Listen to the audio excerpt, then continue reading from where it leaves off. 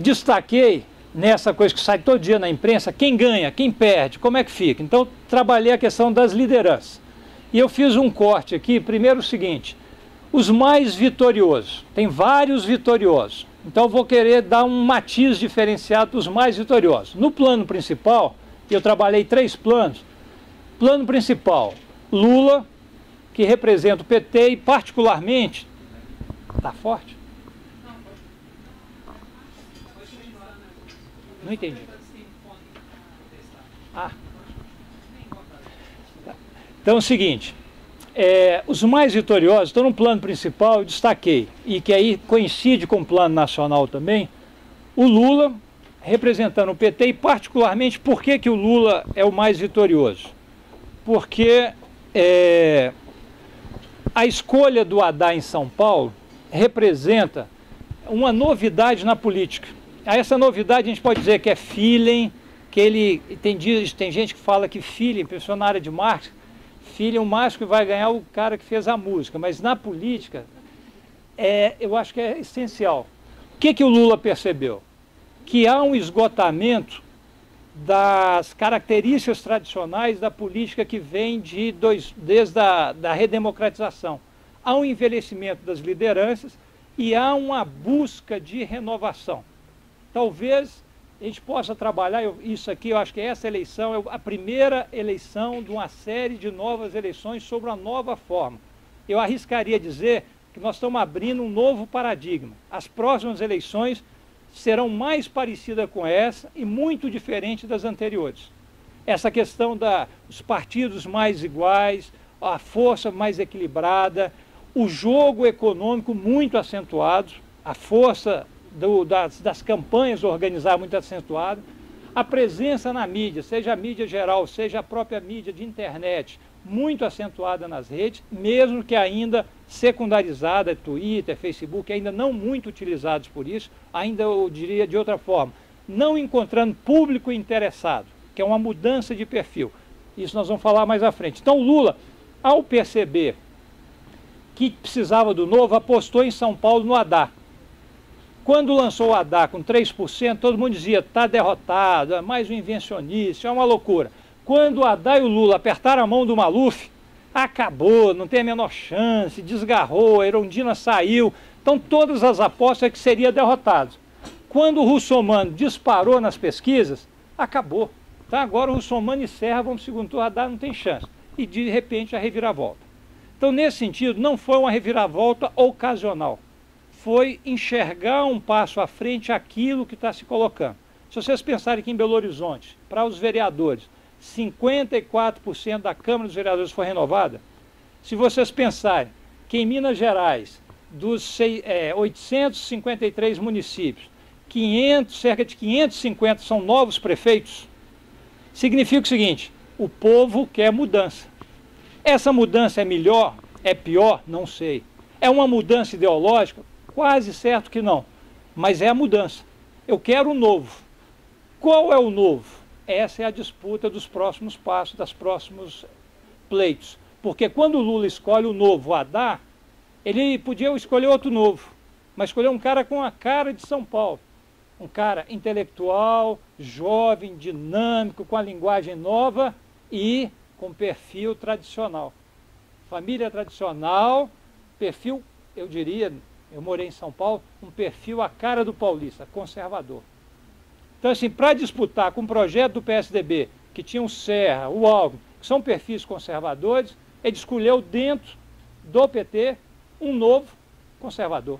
Não conservador no sentido ideológico, mas com perfil tradicional, ou seja, palatável.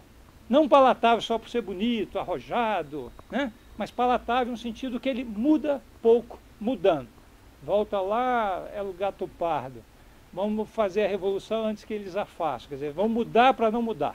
Então é um processo dessa discussão de acomodação. Então, isso é um dado que nós vamos ver no processo todo. Que é um dado assim, o povo quer mudar, mas mudar com segurança. Vou chegar aí. Bem depois. Bem depois. Tá, então o Lula, nesse sentido, foi vitorioso. E o que o Lula já apresentou? Lembram quando lançou a Dilma? é um poste, é um tanque, é feia, é desarrumada, não sabe falar, é neófita na política, ganhou. E consolidou um governo com um perfil diferente, inclusive, do perfil do Lula, mas um perfil mais gerencial, mais técnico, mas também com política.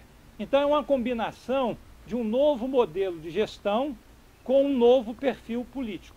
Ainda não está definido, mas já mostra uma tendência. Então, Haddad em São Paulo significa essa perspectiva. Depois eu vou falar um pouquinho mais, significa também o seguinte: no coração do PSDB foi cravado a adaga. Se vai sangrar e matar e, portanto, vai ganhar o governo do Estado, é uma possibilidade. Pode ser que não. Mas obriga no jogo político o PSDB se reposicionar. Obriga o PSDB, que antes tinha sua matriz em São Paulo, a discutir o nome do Aécio como uma nova matriz de inovação. O novo, mesmo que não seja tão novo assim, mas é o novo. Então, é a disputa desse imaginário que a eleição está marcando. Eduardo Campos é um novo, que era regional e que agora tem possibilidade de crescimento. Tá? Então, ele também aparece. O partido dele sai de um partido pequeno para um partido médio. Ele sai de uma posição de praticamente localizado em Pernambuco para espalhar pelo centro-oeste, nordeste e algumas cidades do sul. Qual que é a dificuldade? Para se ganhar a eleição nacionalmente, você precisa ter uma rede nacional. Por isso que há governo, sai governo, entra governo, novo governo, o PMDB está lá. Porque ele tem aquilo que nós vimos. Cerca de 8 mil vereadores, milhares de prefeitos, então ele está posicionado para qualquer um, porque ele tem estrutura, tem capilaridade. Essa é a dificuldade que o Eduardo Campos vai ter que enfrentar para um projeto maior. Então, assim, é uma novidade, é um crescimento, mas tem que relativizar. Tá? Então, nesse sentido, os dois têm no cenário principal, nacional, os dois merecem destaque. Num plano secundário, a Dilma, porque a aprovação dela, a bancada, vamos chamar assim, a base política dela mantém a vitória somatória. Os partidos que apoiam, particularmente o PT e PMDB, têm um resultado muito denso, que dá uma tranquilidade de estabilidade, de continuidade, mas também não tem garantia. E ela se envolveu pessoalmente em algumas disputas, Belo Horizonte, Salvador, Manaus, onde ela foi derrotada. Então, assim, o peso de transferência também não foi testado completo. Então, não tem uma hegemonia. Tem um sentido, um lado positivo, e tem um desgaste menor, mas que também tem que ser pontuado. É isso que eu faço. Essas eleições, a diferença é que não tem o absoluto. Tudo está dentro de um processo relativo de proporções local, regional, nacional. Tá? No plano secundário, e o Aécio Neves. Aécio, por que o Aécio ganha? Porque o PSDB de São Paulo perde. Então ele, como uma figura que pretende num projeto disputar a presidência da República, que tinha o bloqueio a partir do núcleo do PSDB de São Paulo, ele tem espaço para voar. Mas, como que ele se saiu em Minas, ele tem que responder por isso. Não saiu tão bem como diria. Fez uma proposta, ele e o Pestana, que é o Marcos Pestana, presidente do PSDB de Minas, disseram o seguinte: vamos arrasar nas 50 maiores cidades de Minas. Não arrasaram. Em algumas cidades, com o caso de Contagem, acaba, o candidato dele, Ademir, perde, Ademir Lucas, e ele tem que apoiar o PCdoB para derrotar o PT. Então ele não pode dizer que a derrota do PT em Contagem é a vitória dele, porque ele somou no barco do outro. O candidato dele em Juiz de Fora, o Custódio, perde no primeiro turno e ele tem que apoiar o Bruno, que é uma dissidência da base do governo, mas que localmente conseguiu um desempenho melhor. Ele e o Eduardo Campos apoiaram o Lerim, em Uberaba, e ganha o Piau, Paulo Piau, contra ele, que já tinha rompido com o prefeito, que também era o PMDB. Então, assim, o jogo político, a teia política local, guardam muitas referências que têm que ser avaliadas. Não tem certo nem errado, bom nem ruim. Tem que ser matizado. Essa é a novidade desse processo. Cada vez mais você tem que ter matizes. Mas também ganhou. Por isso que ele não aparece no primeiro plano. Ele aparece como vitorioso, mas num segundo plano, assim como a Dilma, relativizado. No plano regional, aqui vocês me desculpem, eu pus família Gomes, mas é o Cid e o Ciro Gomes. tá? Que no Ceará tem uma grande vitória, inclusive derrotam o PT dentro de Fortaleza. Mas também é um grupo político que fica restrito ao Ceará. Tem influência. Então, quando a gente fala a vitória do PSB, do Eduardo Campos, em Pernambuco, em Recife, é uma vitória do Eduardo Campos. Mas em Fortaleza, o Eduardo Campos domina, decide, fala pelo Ciro Gomes. Quem acompanha a política sabe que o Ciro tem uma língua que ninguém suporta, assim, fala o que quer, a hora que quer, fora do horário. Então, assim, tem um projeto de poder local que não necessariamente é o mesmo projeto do Eduardo Campos. Então, é PSB. Mas será que é o mesmo projeto do PSB? Volta àquela ideia. O partido abriga várias lideranças, mas não necessariamente um único projeto. Em relação ao plano secundário, o Aécio ganha um pouco a mais, pensando no investimento do PT na Prefeitura de Belo Horizonte? Eu vou discutir isso quando falar Belo Horizonte, tá? Porque aí é outro cenário. Porque aí eu vou dentro do matizar, nós vamos matizar o seguinte: tem vitória eleitoral e vitória política. Às vezes a vitória eleitoral e política coincide, às vezes nem tanto. Às vezes você perde eleitoralmente e ganha politicamente. Então nós vamos voltar a essa discussão, tá? Mas aí só para depois a gente pontuar. Tem que tomar cuidado com a garganta. Ô, gente, o meu problema é esse, eu vou empolgando e aí esqueço que eu não posso forçar demais a garganta, não. Aí é difícil. Então é o seguinte, ACM Neto ganha na Bahia, e qual que é a vantagem da vitória dele?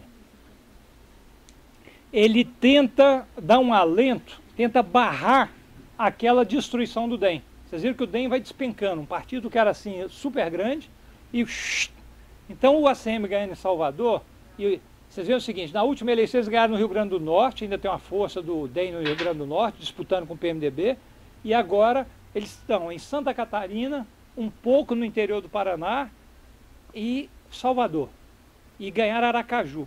Então assim, o DEM virou, antes era, vamos chamar assim, o partido dos grotões, né? O Nordeste olhava PFL para tudo quanto é lado. Agora algumas pontas.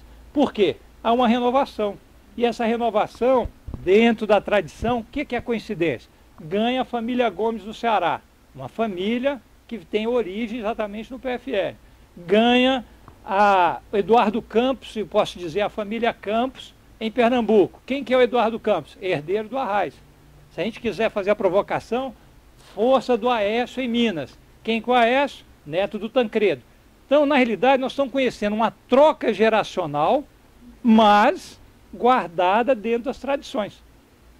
No Brasil, na política, tem um pensador carioca, Luiz Werneck Viana, cientista social, que ele diz que aqui acontece um processo da revolução passiva. Ele vai buscar em Gramsci essa figura de posicionamento que você rompe para não romper, ou seja, você acomoda. Você tem o colégio eleitoral com Tancredo e o vice do Tancredo é a direita de Maranhão, que é o Sarney. Então você vai trocando para não trocar muito. Então você vai acomodando e vai subindo. Então nós estamos vivendo uma acomodação horizontal. Antes essa acomodação era mais posicionada regionalmente, agora nós estamos vivendo ela num cenário mais completo nacional. Está mudando, mas não muito, mas mostra mudança. E a mudança não tem necessariamente um conteúdo ideológico denso, é uma busca de composição. A Gleisi Hoffmann e o Paulo Bernardo eu coloquei aqui porque no Paraná tem o Beto Richa, que foi prefeito de Curitiba e hoje é o governador do Paraná. Ele era um expoente do PSDB, assim como o Aécio, como uma perspectiva de um nome, o surgimento do novo. Mas na brincadeira da roça aí, é o traque que deu chabu, é o foguete de pólvora molhada. Quer dizer, ele saiu de Curitiba, virou governador e não deu conta do volume. Não por erros políticos locais, por achar que já estava consolidado. Então ele perde no interior do Paraná e surge, mais uma vez, um casal de ministros, né? Gleisi Hoffmann, que é a chefe da Casa Civil do governo Dilma, e o Paulo Bernardo, que é o ministro da Planejamento agora, se não me engano, era comunicação, virou planejamento, e os dois são do Paraná, duas lideranças que começam a reocupar. E engraçado, né, a ironia da história é que o candidato que derrota o PSDB e o PSB em Curitiba é o Gustavo Frey, que é um dos subrelatores da CPI dos Correios, que deu a história do mensalão. Era anti-PT, anti-Lula e foi apoiado pelo PT, pelos dois do governo Dilma, para derrotar o PSDB. Então, volta de novo aquela confusão da ideologia. Se o Haddad é a novidade, teve apoio do Maluf. E se ganha no Paraná o Frey, que era anti-PT, com apoio do PT. O Eduardo Paes, do Rio de Janeiro, que venceu com cerca de 67%, 68% no primeiro turno, é exatamente o cara que era do PSDB, anti-PT, veio para o PMDB, acomodou e teve apoio da Dilma, do Lula, do PMDB, da base do governo, para ter uma vitória contra o Freixo, que é de esquerda, e que teve o Marcelo Freixo, esse arco amplo à esquerda e também à direita. Então é o seguinte, depende do local e de como a pessoa aparenta ou aparece com a candidatura. Não é necessariamente um processo ideológico, mas há mudança. Então esse é um detalhe que tem que ser marcado. Lideranças políticas que saem perdendo. Zé Serra, São Paulo, porque o Zé Serra foi o padrinho do Kassab como prefeito, então a rejeição do Kassab bate sobre ele. Abandonou a prefeitura para ser candidato ao governo do estado e depois para ser candidato a presidente e queria ser candidato a presidente na 2014. Com isso, ele perde. Teve uma prévia, processo interno de escolha de candidatura do PSDB de São Paulo, que era para exatamente escolher o novo, e para o Serra ser candidato, eles abortaram. Abortaram na perspectiva que eles precisavam derrotar o PT. E como o Haddad era o candidato do PT, ia ser fácil. Voltou. Vocês viram que não é tão fácil assim, né? As coisas vão mudando. Beto Richa, no Paraná, que perdeu porque não se colocou à altura do que era a expectativa que ele corresponderia. Jacques Wagner, na Bahia, que também se colocava como pretenso candidato, a pré-candidato à presidência da República, a sucessão da Dilma, e o desempenho dele com as greves e tal, coloca para ele uma situação de derrotado. O Geraldo Alckmin, em São Paulo, porque perdeu a capital, no caso do Serra, para não parecer que é só o Serra que perdeu, e também no interior. Por exemplo, o Geraldo Alckmin perde em São José dos Campos, que é a terra dele, e no Vale do Pindamonhangaba ali, ali é onde ele tinha uma ação direta do partido. Então ele perde cidades importantes no interior de São Paulo. O que coloca que a sucessão dele, ele é candidato à reeleição, pode ter dificuldade de se reeleger. Não quer dizer que não vá, mas tem dificuldade, ou seja, tem que se reposicionar para esse novo cenário. Vou tentar ser mais rápido aqui que eu estou... Isso aqui para exemplificar o perde e ganha. Então vocês veem assim, do lado de cá, quem diminuiu dos grandes partidos, do lado de lá, quem cresceu. PSD, que cresceu porque já nasceu grande, o PSB teve 132 novos municípios, o PT 77, o restante perde. Perde relativamente, sendo que o DEM fecha cá embaixo com a maior derrota. Pode ir para a próxima.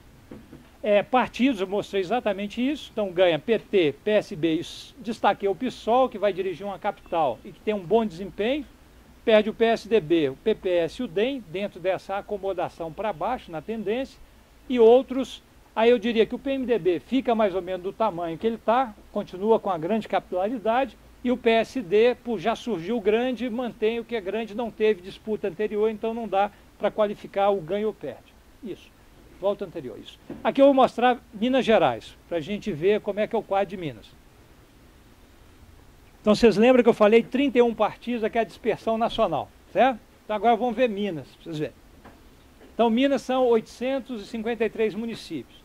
Aí você tem o primeiro, PSDB, a primeira coluna é 2012, a segunda coluna tracejada é 2008. Então o PSDB sai de 158 prefeituras, cai para 143. O PMDB mais ou menos fica do mesmo tamanho, 120, 118.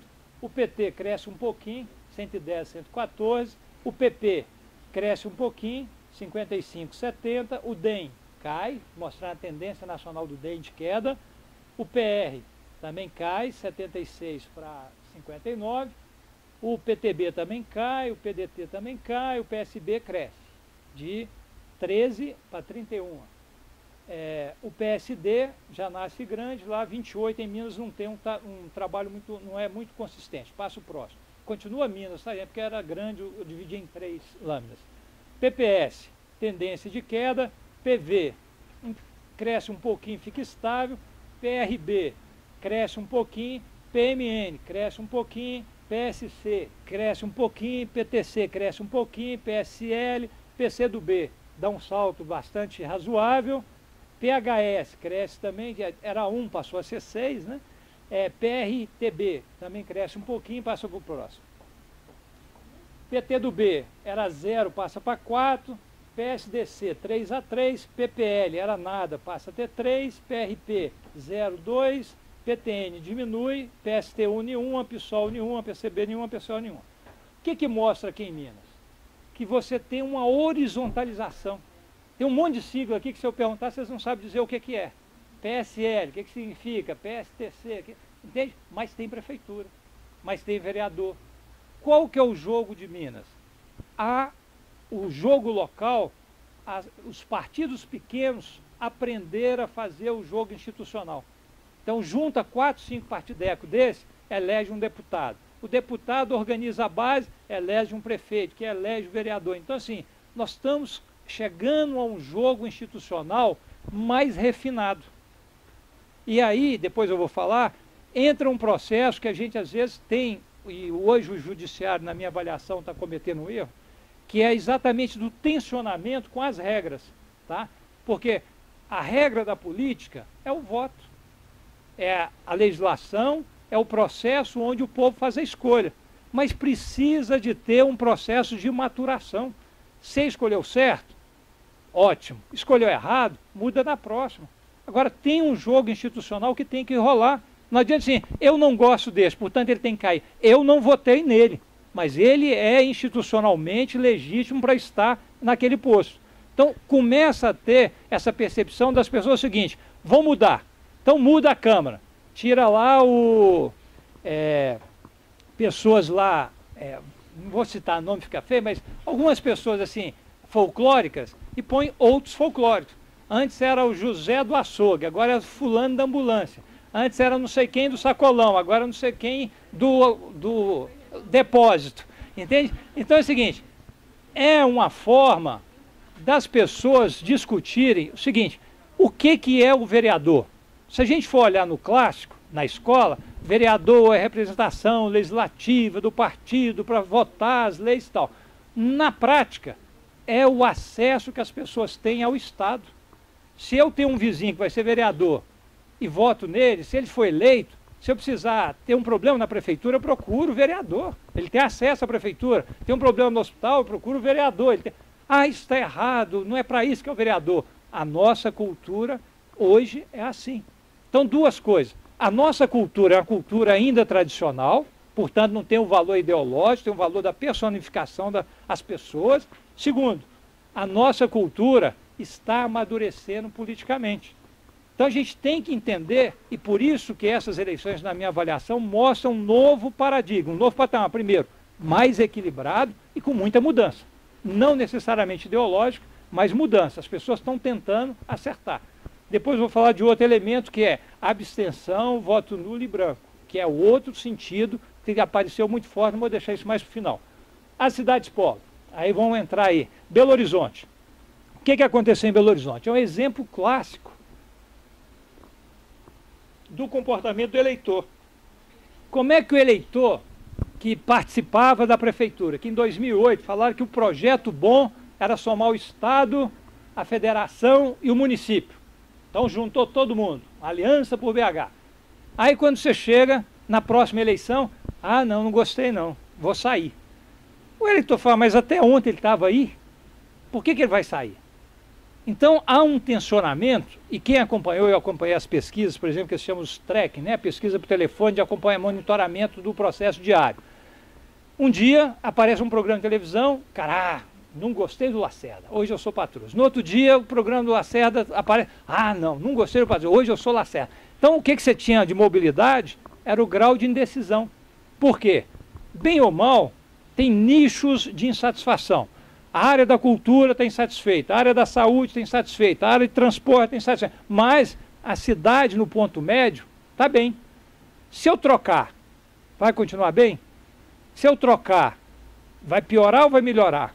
Na dúvida, não ultrapasse. Então, na realidade, é esse processo de equilíbrio que vem consolidando. Por isso que quando vai pensar, por exemplo, o Estado, o fato do Aécio ter ganho nacionalmente, porque se posiciona com possibilidades, não quer dizer que no Estado dele ele foi vitorioso, porque o partido dele diminuiu. Aí nós vamos usar aquele clássico dos jornais, que eu falo que na política não vale mais o fato, vale a versão. É o marketing. Cada vez mais você dispara que é isso ou aquilo. Se a pessoa acreditar, valeu. Porque o fato é mais do que isso, faz-se colar, de tanto repetir, cola. Entende? Então, nesse sentido, por exemplo, qual que é a manobra clássica? A Dilma ganhou porque 80% dos prefeitos são dos partidos que a apoiam. O PP apoia a Dilma no governo federal e o PP apoia o Aécio no governo estadual. Apoia o Anastasia, o grupo do Aécio, do PSDB. Qual o PP que vai decidir? O PP da Dilma ou o PP do Aécio? Então o Aécio ganhou?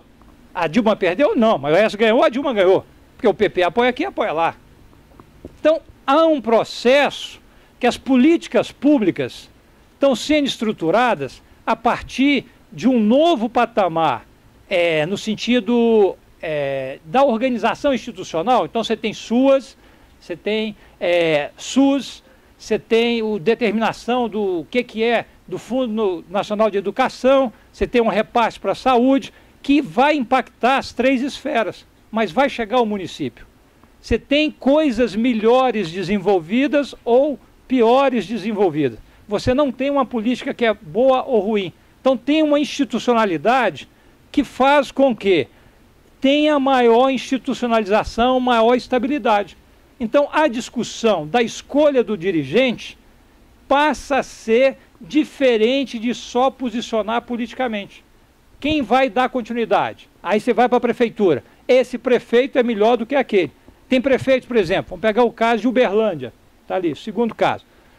Uberlândia foi eleito Gilmar Machado, do PT, com 65%, 67% no primeiro turno. E o prefeito Odelmo Leão, é do PP, teoricamente, apoiou o Humberto, esqueci o sobrenome, Luiz Humberto, que era líder do governo. Oi? Isso, Luiz Humberto Carneiro, que era líder do governo do estado aqui na Assembleia, deputado, e foi concorrer. Um prefeito com 80% de apoio, de aprovação, perdeu com um candidato que era líder do governo. Aí vocês dizem, uai, então o Gilmar massacrou, o cara é o cara. Vamos olhar um pouquinho para trás? Uberlândia conseguiu, nos últimos 8 anos que o Odelmo Leão foi prefeito, um grande nível de investimento federal. Obra para todo lado, investimento federal.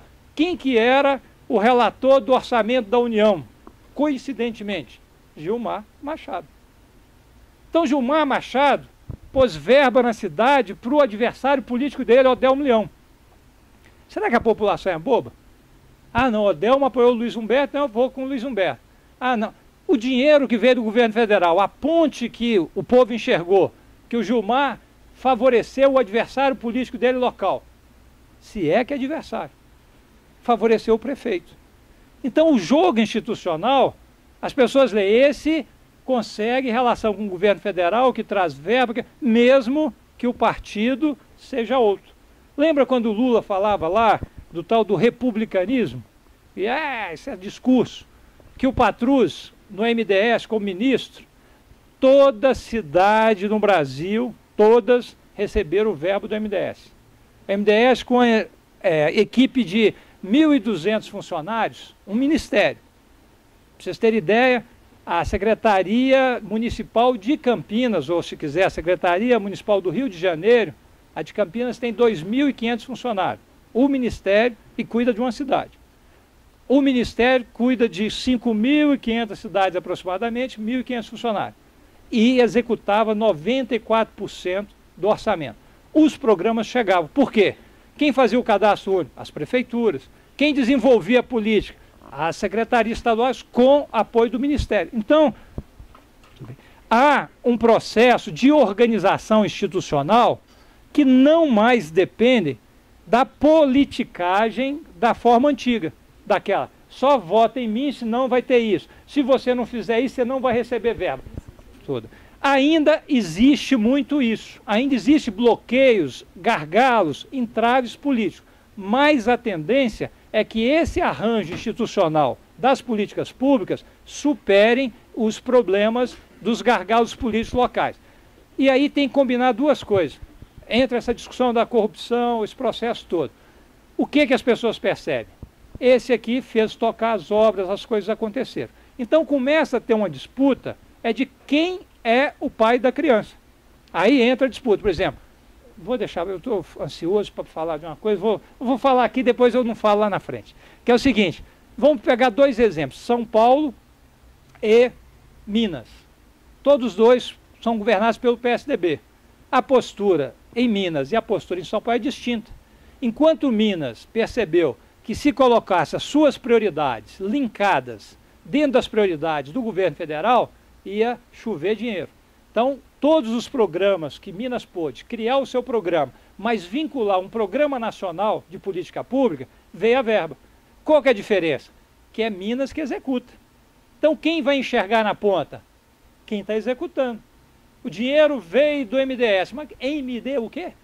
A Secretaria de Assistência Social Municipal. Ah, essa é boa. Ah, entende? Então, os programas com capilaridade na ponta absorvem a possibilidade dos ganhos, ou dos ganhos eleitorais ou dos ganhos políticos daquela execução, sendo que há verba. Então, até você tentar explicar à população que veio daqui raríssimo, tipo Bolsa Família, ficou carimbado quando o Fantástico tentou derrubar o Lula e dizer que esse é um programa ruim, aí todo mundo, então é o Lula que me deu isso, estou com o Lula. Foi o maior marketing trocado, era para derrubar, colou. Aí o povão fala, então foi ele, né? Ah, que legal. Então é o Lula que é meu pai, Lula que é meu marido, Lula. Aí surgiu o Lula para tudo. Então eles massificaram o entendimento de quem era a origem.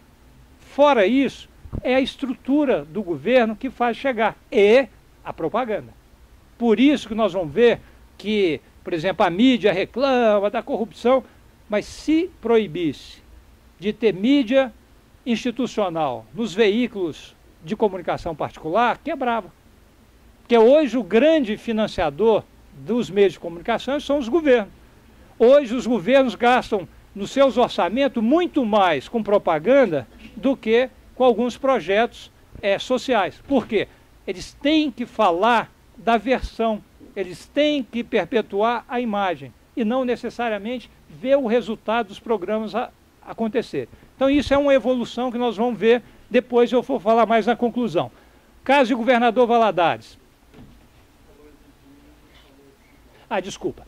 No caso de São Paulo, enquanto Minas escolheu uma parceria, e aí depois isso teve desdobramento político, que foi chamado de Dilmazia, Lulécio, que era o Lula não combate o Aécio em Minas, deixa o Aécio ficar mais à vontade, o Aécio se configura como liderança, mas não dá os votos para o PSDB de São Paulo ganhar a presidência da República. Então, num jogo tático, eu deixo você no seu terreno, não brigo com você, você não briga comigo, você fica com sua parte, eu fico com a minha, nós dois ganhamos.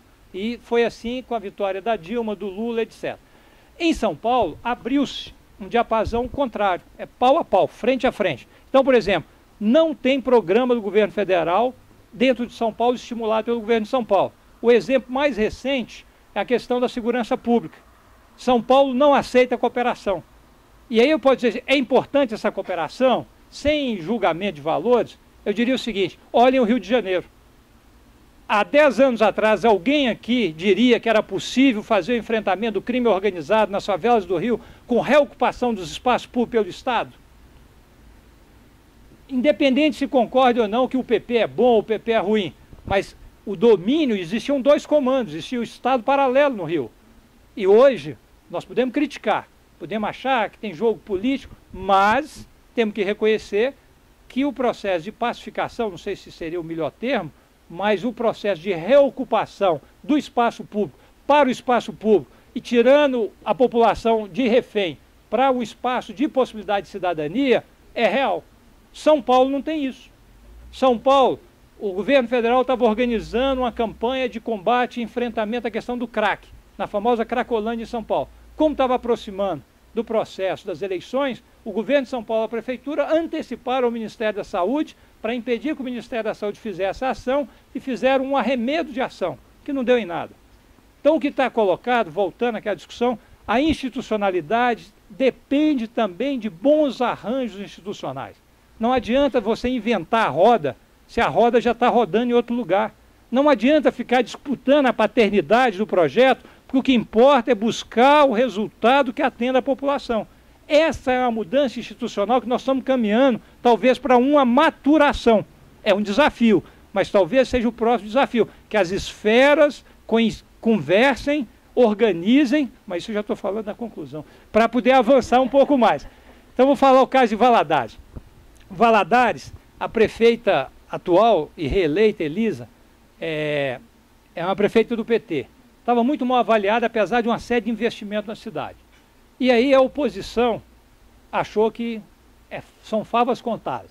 Então a forma da oposição ganhar, como eles não tinham acordo entre eles, era não permitir o segundo turno.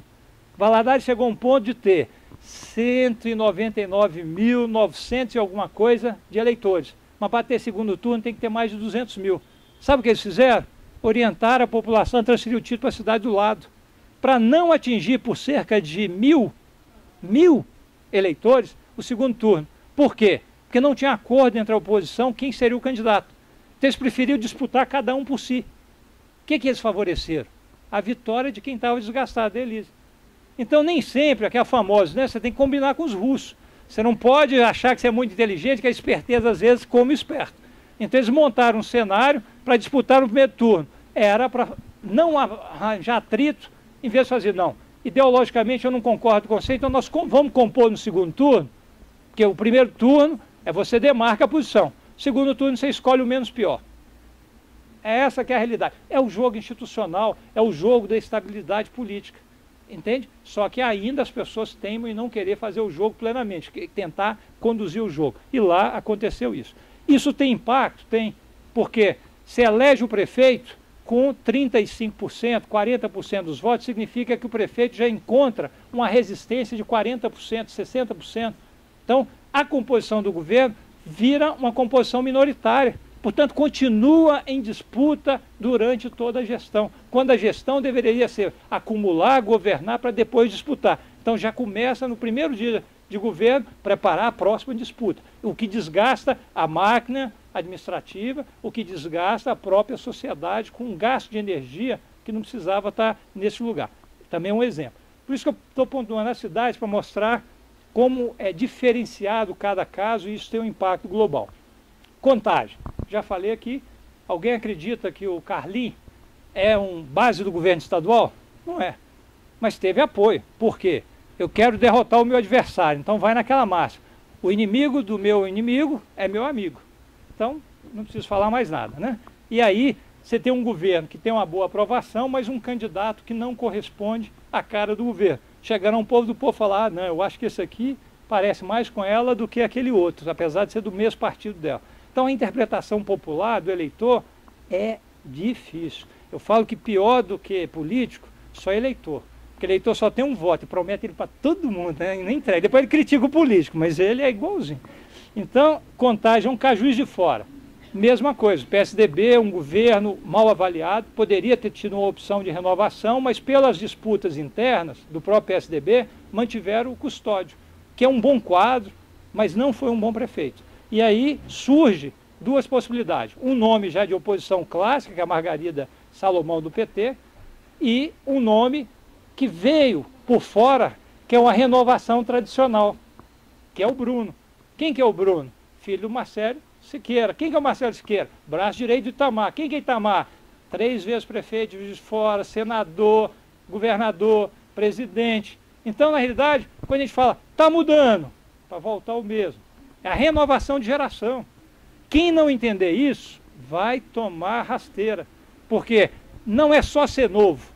Tem que ter um novo e tem que ter um diferencial. Tem que ter um plus. E esse plus, às vezes, está no passado. Então, é um processo que é essa a novidade desse arranjo que nós temos que perceber. Tem que mudar, mas tem que mudar com segurança. Mas o que é segurança? O que é o novo? Então, você tem que interpretar e saber. Então, não depende só do candidato, depende do arranjo político. E isso mostra, por exemplo, da dificuldade que o PT teve no segundo turno. Porque como o PT é um partido mais consistente no sentido programático, mesmo que a gente discorde, não concorde, não goste, mas ele tem cara. Tanto é que o crescimento do PT é lento e gradual, mas é crescimento. Porque ele não chega, vou chegando e faz qualquer composição. Ah, tem um chato daqui, tem um que questiona dali, tem um... E isso vai gerando uma nova cultura. Uma nova cultura tem seu papel, mas não é ainda hegemônica. Ela é parcial. Então, dentro desse parcial é grande, mas ainda não é plena. Então, é um processo. E isso faz a dificuldade da composição do segundo turno. Porque no segundo turno tem que juntar todo mundo. Mas se eu juntar com eles, depois eu perco. Eu prefiro juntar com aquele que é mais ou menos assim bagunçado, porque eu tenho chance de ganhar nessa bagunça. Juiz de Fora é um caso. Montes Claros. Montes Claros é uma cidade assim diferenciada. Montes Claros tem 6 deputados.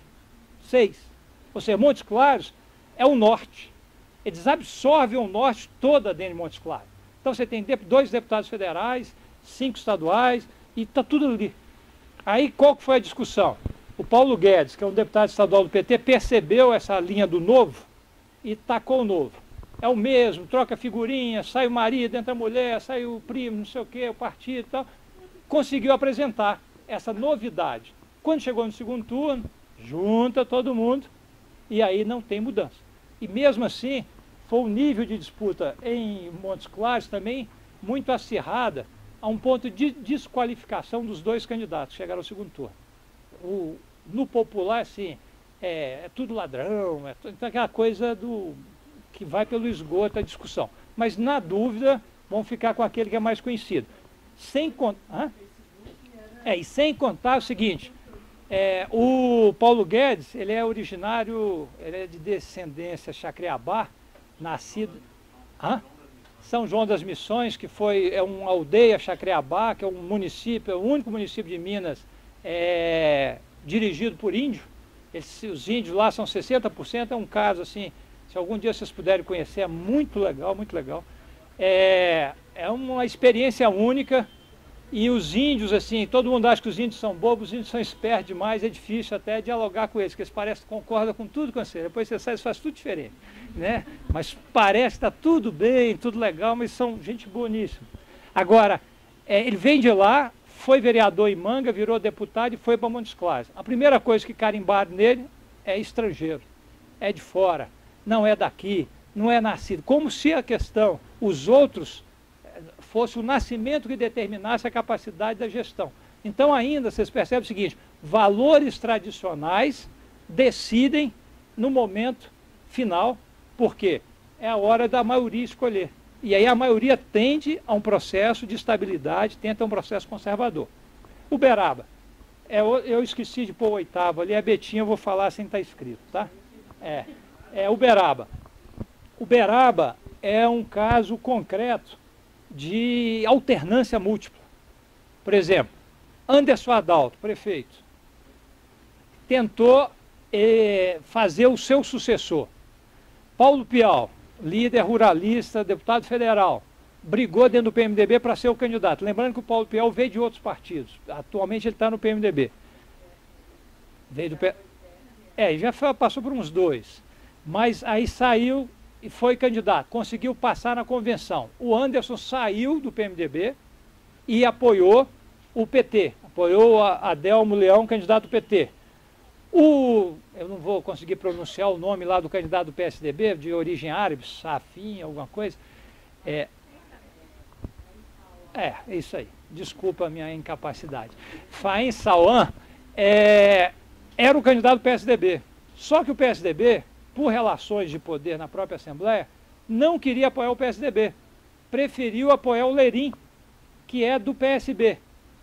Então, desde o primeiro turno, o presidente do PSDB, o Marcos Pestana, apoiou o Lerim, e não o candidato dele do PSDB, porque talvez no arranjo local não coincida com o arranjo estadual, não coincida com as forças políticas internas. Então, a lógica interna do partido impediu o apoio na cidade. Quando apoiou o Lerim, o candidato manteve a candidatura dele, disputou, passou o Lerim e o Pial. O candidato do PSDB se desfiliou do PSDB porque não teve apoio do PSDB. E aí juntou todos os outros que tinham perdido com o Paulo Pial para derrotar o Lerim, que teve o apoio do Eduardo Campos, do Aécio Neves, do... como é que é o jogador de futebol lá, do PSB? Romário. Todo mundo baixou lá. Nem assim mudou, porque tem a lógica local, tem a força do PMDB local.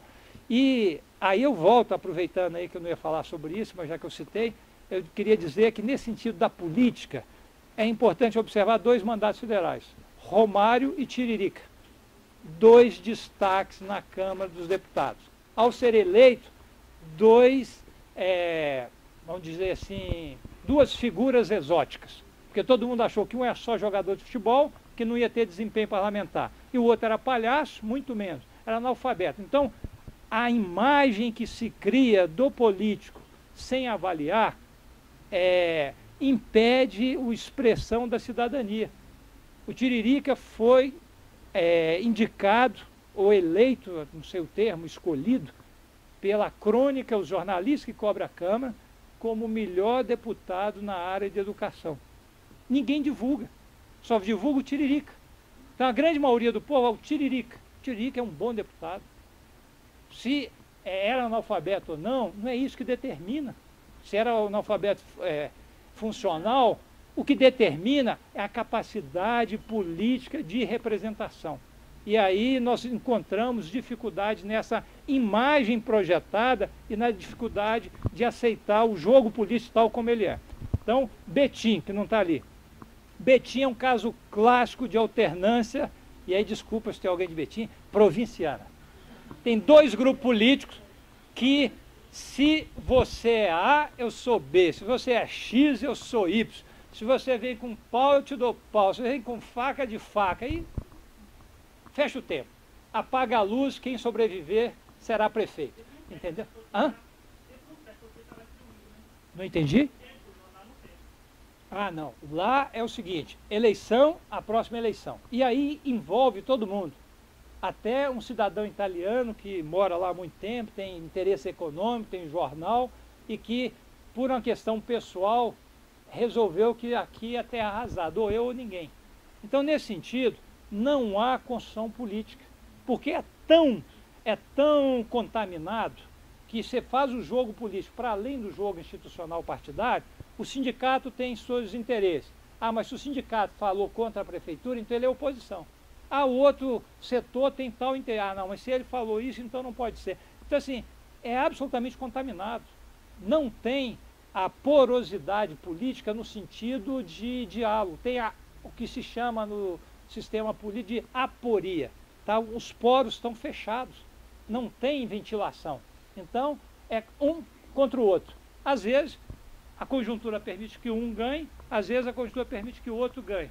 Mas é a conjuntura daquele momento em 2 grupos construídos na oposição. O que vai levar a isso, na minha percepção? A destruição. Destruição do sistema político e provavelmente de um dos grupos. A superação, se nos outros locais estão colocadas a necessidade do novo, lá está no sentido da renovação, até porque ficou muito familiar. É ruim falar dessa forma, mas a minha leitura é muito crítica nesse sentido. Então, assim, não tem um projeto que é bom ou ruim. Às vezes, quem está na prefeitura faz muito. Tem diferença de estilo, mas há um estreitamento, talvez um sentido mais sectário de postura política, que impede que a cidade aproprie da política. Tá? Então, é um outro clássico. Bom, fechado isso, Ipatinga. Ipatinga vou pegar o exemplo, dizer que o quadro de Ipatinga é o ABC mineiro. É onde surgiu com força o PT, é onde teve um embate entre capital e trabalho, muito acentuado. Então, por exemplo, Chico Ferramenta. Chico Ferramenta conseguiu ser prefeito, mas não conseguiu ser presidente do sindicato, porque a usina não permitia que no sindicato tivesse uma representação de esquerda. Nem que tivesse que pressionar, demitir, espremer, porque a cidade é de todo mundo, a usina é nossa. Então, esse acirramento levou a um processo de ocupação e, posteriormente, assim, de novidade. Ipatinga melhorou, avançou, organizou. Na troca, na possibilidade do novo, ou, me perdoe se eu carregar na mão, mas na arrogância da hegemonia, o PT chegou a ser hegemônico na cidade e achou que qualquer coisa que pusesse falar que a PT, a estrelinha do PT elegeria, as disputas internas impediu que o projeto se consolidasse. Aí surgiu o que surge sempre, a novidade oportunista, que foi, na minha leitura, o grupo que se estabeleceu lá do PMDB e depois outros desdobraram, como um grupo assim que assaltou o espaço de poder para poder ter um interesse mais de proveitos pessoais, de proveitos do próprio grupo. Agora, ensaiado dois governos dessa outra tendência, vamos dizer assim, tendência no sentido de postura política, o pessoal voltou a buscar aquilo que era de mais organizado, de mais estrutura, que coincide com o PT. Não coincidentemente, o PT ganhou Ipatinga, Fabriciano foi reeleito, ganhou Timóteo, que era a Cidade Vermelha, né? O PT tinha lá 85% da votação, era uma loucura, voltou a ter, então assim, reagrupou. Então o caso do Vale do Aço é um caso de teste, paixão, desapaixonamento, busca de novidade. O grupo não se renovou, perdeu e agora voltou. Então é uma alternância positiva, de recuperação, que a população está fazendo a própria avaliação do que ele está vivenciando. Sabará. Sabará é um caso clássico de grupo regional. Sabará tão próximo e tão longe. Quer dizer, está aqui do lado de Belo Horizonte, é um pouco, não tão violento, mas parecido com Betim. Porque Sabará tem grupos locais, e aí particularmente os Borges, já eram dono da terra, dono da fazenda, fez a cidade e ocupava a política. A oposição não conseguia construir uma alternativa.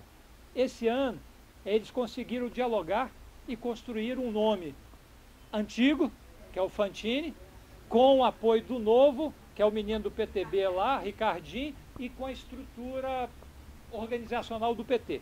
Então eles conseguiram juntar uma alternativa àquilo que já estava perpetuando enquanto estrutura familiar. Foi testado, assim como foi testado o Dilma Alzia, o Lulés, foi testado lá a composição entre os Borges e o PT, com um ex-vereador do PT que viu ali uma oportunidade de projeção. Mas, quando se trata de família, a projeção é determinada pela família. Vou citar um outro exemplo aqui de alternância tradicional, Barbacena. Barbacena, você tem a eleição do grupo de oposição, depois a família andada.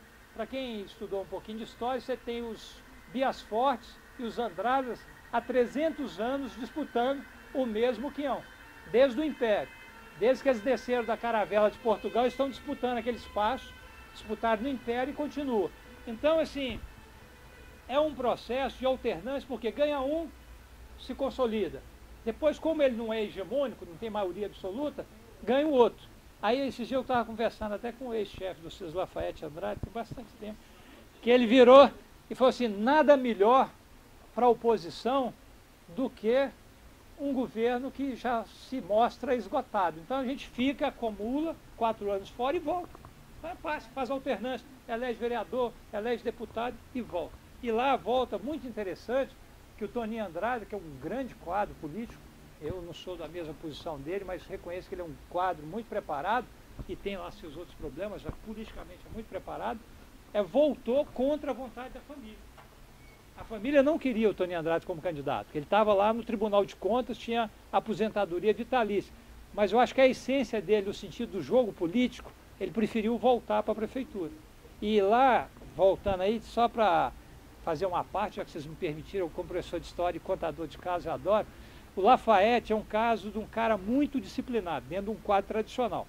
Mas assim, o Lafayette, não sei se você sabe, ele foi vereador em Lavras, vereador em Juiz de Fora, e não conseguia ser vereador em Barbacena, porque tinha fila na família. Então não era a hora dele entrar na fila, nem conseguia ser prefeito. Aí virou deputado estadual, para voltar, foi secretário e continuou deputado estadual. Quer dizer, esse sentido tradicional, que a gente às vezes não conhece, não acompanha só assim, tudo que é antigo é ruim, tudo que é tradicional é ruim. Mas lá tem uma disciplina muito rigorosa da família, quer dizer, quem tem possibilidade é candidato a vereador, mas é escolhido pela família. Não é assim, eu quero, eu vou. Outra família tradicional a gente pode citar também, que é um análogo a essa, é o caso da família Sarney. Quer dizer, o Zequinha foi deputado, mas quem era para ser governador é a Rosiane. Então, tem a escolha dentro da família daqueles que serão escolhidos para o posto. E independente se o outro tem qualidade ou não, tem a forma da escolha antiga. O que denota também que a família tem seus interesses, independente dos interesses da cidade. Então, a tradição na política impõe seu interesse. Agora, tem uma outra novidade, vocês não me perguntaram, mas vou aproveitar, que é a eleição dentro de família fora dos seios tradicionais, ou as tradições renovadas. O que é isso? Então, exemplo aqui, o Wellington Prado e família, lá de Uberlândia. Então, o Wellington Prado elegeu esse ano 2 vereadores, 2 irmãos dentro de Uberlândia.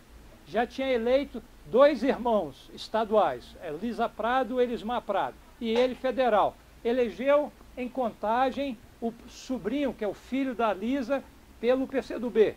Então, o que é isso? É uma família sem tradição, construindo uma tradição, inclusive suprapartidária.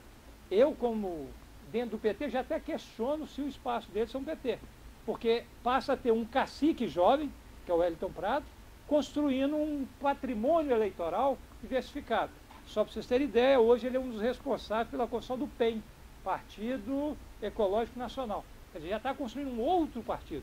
E tem uma deputada do PSB, um deputado do PT, um vereador do PCdoB em Contagem, 2 vereadores, acho que do PT em Uberlândia. Então, assim, mas é a família que organiza um capital eleitoral. Isso eu traduziria que é o cara que percebeu a capacidade do Marx, da entrada política com a leitura da cultura tradicional. Então ele combina elementos tradicionais com novidade no sentido físico, com aparência jovem. Então faz um link, que é o link que mais ou menos está se procurando do novo. Aí ele põe um retrato e esse cola. E uma forma de fazer política bastante agitativa, bastante de presença de mídia. Por isso que em alguns momentos surgem dificuldades da relação dentro do governo com grupos mais políticos, grupos mais técnicos. Políticas que deveriam ser desenvolvidas, que são barradas, porque atingem a lideranças políticas de determinados projetos políticos que não atendem os critérios dos projetos técnicos. E aí você tem um imbricamento. Aí... Hã? Eu diria assim, estamos falando do Lafayette, vou fazer uma analogia para responder, para evitar de ser direto e cometer algum deslize. Você... Eu estou tentando, ainda mais que nós estamos sendo gravados. Então, assim, nesse sentido, eu vou dizer o seguinte, pense alguém que morou sempre no interior, tem aquela vida cotidiana, organizada, disciplinada pela vida do interior. Aí você pega o cara e mete em São Paulo, lá na Vila Mariana. Então, um cara todo formalzinho e cai lá numa, pode crer, oba, tal. O cara fala, opa. Então ele vai fazer o quê? Tentar disciplinar aquela estrutura de acordo com o seu espaço. O que a política tradicional de 300 anos em Barbacena faz? Ter os seus clientes, ter os seus protegidos, ter os seus arranjos próprios. E não estou aqui fazendo nenhum conceito de valor. Não estou dizendo se é certo ou se é errado. Estou constatando que existe um modus operandi político dentro daquela tradição. Essa tradição, ao se deslocar para um espaço que exige um outro tipo, vou usar um termo mais da moçada aí, de pegada, choca. Porque a sua pegada é a pegada de organizar dentro daquela tradição, com objetivo específico, de acúmulo para um determinado específico.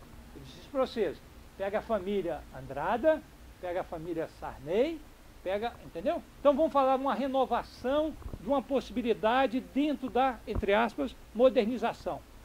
O caso do Eduardo Campos. Ninguém lembra que o Eduardo Campos foi ministro do Lula de Ciência e Tecnologia, e que fez um bom trabalho lá. Então, quando ele volta, além de ser o neto do Arraes, ele é um cara inovador. Então ele agrega. O Aécio, além de ser o neto do Tancredo, ele trouxe pessoas da universidade a um ponto que se você quiser hoje massa crítica em Minas que discorde do Aécio, você não vai achar. Porque antes você estava nas universidades. Hoje, as pessoas foram trazidas como colaboradores, como parceiros. Isso tem que ser reconhecido como uma capacidade de articular. Eu posso dizer que o excesso de hegemonia é ruim, porque baixa a criticidade. Precisa da criticidade para poder mudar verdadeiramente. Senão nós trocamos, mas não mudamos. E isso ainda é uma disputa de pensamento. Então hoje nós temos quase que o pensamento único em Minas, no sentido da construção política e dos arranjos. Mas temos os embates de poder, os embates que aparecem na política. Então esse caso que foi citado, eu acho que ele expressa exatamente isso. Você tem uma estrutura, essa estrutura eu vou usá-la porque ela é o meu quinhão do poder. Não porque ele está de má fé, mas porque ele foi construído dentro dessa lógica. Agora você pega uma lógica, eu diria, você pega uma pessoa formada no sentido tradicional da polícia militar, vinda da ditadura militar, e diz para ele que ele tem que fazer política de cidadania, dialogar. Gente, vou sair desse perigo aí, desse lugar que eu entrei, e vou citar outro. Por exemplo, o Durval, deputado estadual, que foi candidato lá em Contagem, e o João Leite, do PSDB, para não falar que eu estou falando de um partido. Os dois foram identificados durante um bom tempo como os representantes da política de direitos humanos. Os dois estão condenados a ficar nesse lugar. Por quê? Porque as pessoas passaram a colocar o preconceito onde são defensores de bandidos. Bandido não tem direito. Por quê? Na média, não sei se vocês viram uma pesquisa que o Senado fez, a Comissão de Informação do Senado fez, 85% da população brasileira, 85% se eu não me engano, mas assim, se não é 80%, que não muda muito, são a favor da diminuição da idade penal. Sabe para quantos anos a maioria fala? Tem gente lá, 20%, para 12 anos, para 16 anos. Então, assim, é essa mentalidade que faz com que essas pessoas que têm ações positivas sejam condenadas pelo melhor deles. E aí chega um ponto que ele tem que escolher se ele vai ser bom e ficar limitado àquilo, ou se ele quer mais poder e tem que mudar. Aí quando tenta mudar, tromba, porque enquanto no caso, o exemplo claro de Durval, o primeiro turno ele tem um bom desempenho, chega no segundo turno, é o defensor de bandido. Aí junta todo mundo contra. Então assim, é o jogo do preconceito usando o link da tradição. Então nós temos tradições boas e tradições ruins. Então nem sempre tradição é bom ou ruim. Pode ser bom ou pode ser ruim. Eu estou dizendo, por exemplo, uma novidade, que é a tradição que está sendo implementada da família Prado dentro do PT. Eu diria que atende mais à frente a ser complicada. Por quê? Você tem um partido linha, um partido... Isso nós já vimos na ditadura militar, tinha legenda e sublegenda. A democracia comporta a representação. Então não precisa estar limitado. E se é vinculado a uma cidade, a uma família, a um nicho, é complicado você entender. Então isso, eu diria que tende a ser algo não positivo para a democracia. Não vou pôr nenhum juízo de valor, senão depois é ruim. Eu estava lembrando aqui do Leonardo Cristão, não sei se seria um exemplo claro disso, aquela vozinha dele, trazendo um pouco do tradicional e da novidade, mas chega um momento também que ele rompe esse tradicional, eles fizeram que ele parecia que não era o tradicional, mas ele deu trabalho. Então, o problema do Leonardo Cristão é que ele tem um limitador. Porque, assim, por exemplo, ele teve na mão a chance de ganhar a Prefeitura de Belo Horizonte. Só que no segundo momento, eu diria que foi mais ou menos igual o Beto Richa no Paraná. Veio com potência. Aí tem uma hora que você tem que escolher se você amplia ou se você fica em torno de você mesmo. Ele ficou em torno dele mesmo. Ele achou que ele sozinho dava conta. É um pouco o Hélio Costa na eleição de 82, 86, quando ele perdeu por 0, não sei o que, no primeiro turno e no segundo foi arrasado. O instituto de 2 turnos para eleição colocam formas distintas de disputa. Se for uma corrida única, você tem chance de, com maioria relativa, ganhar. Se for uma corrida de obstáculo, 2 turnos, você tem que compor. E na hora da composição, ou você tem capacidade de ampliar ou não tem. Então, assim, é uma maturidade que nem todo mundo tem na hora de fazer esse segundo, porque aí você precisa aceitar, incorporar. É um jogo da política que a maioria da população, com uma visão rasteira, chama de hipocrisia. Como é que o cara que xingava o outro ontem, hoje está num palanque com ele? Mas o que um representa, o que o outro representa? Aí nós já estamos entrando no outro final também. Eu vou discutir um pouco essa relação legislativo, judiciário e eu vou deixar executivo. Eu volto depois nisso, lembrando a partir daí. Oi.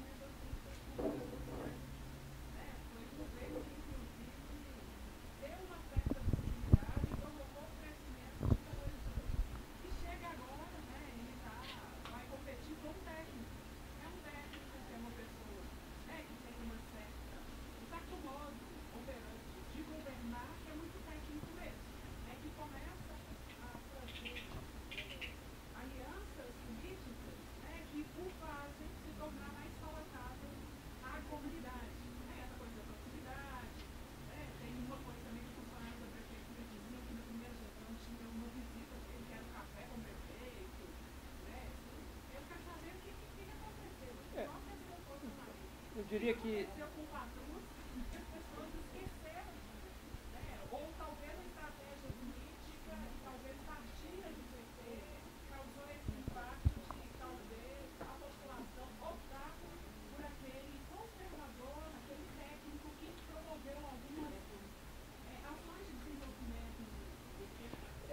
eu diria que nesse processo de estabilização, não é o caso específico do Patrus, mas também serve ao Patrus.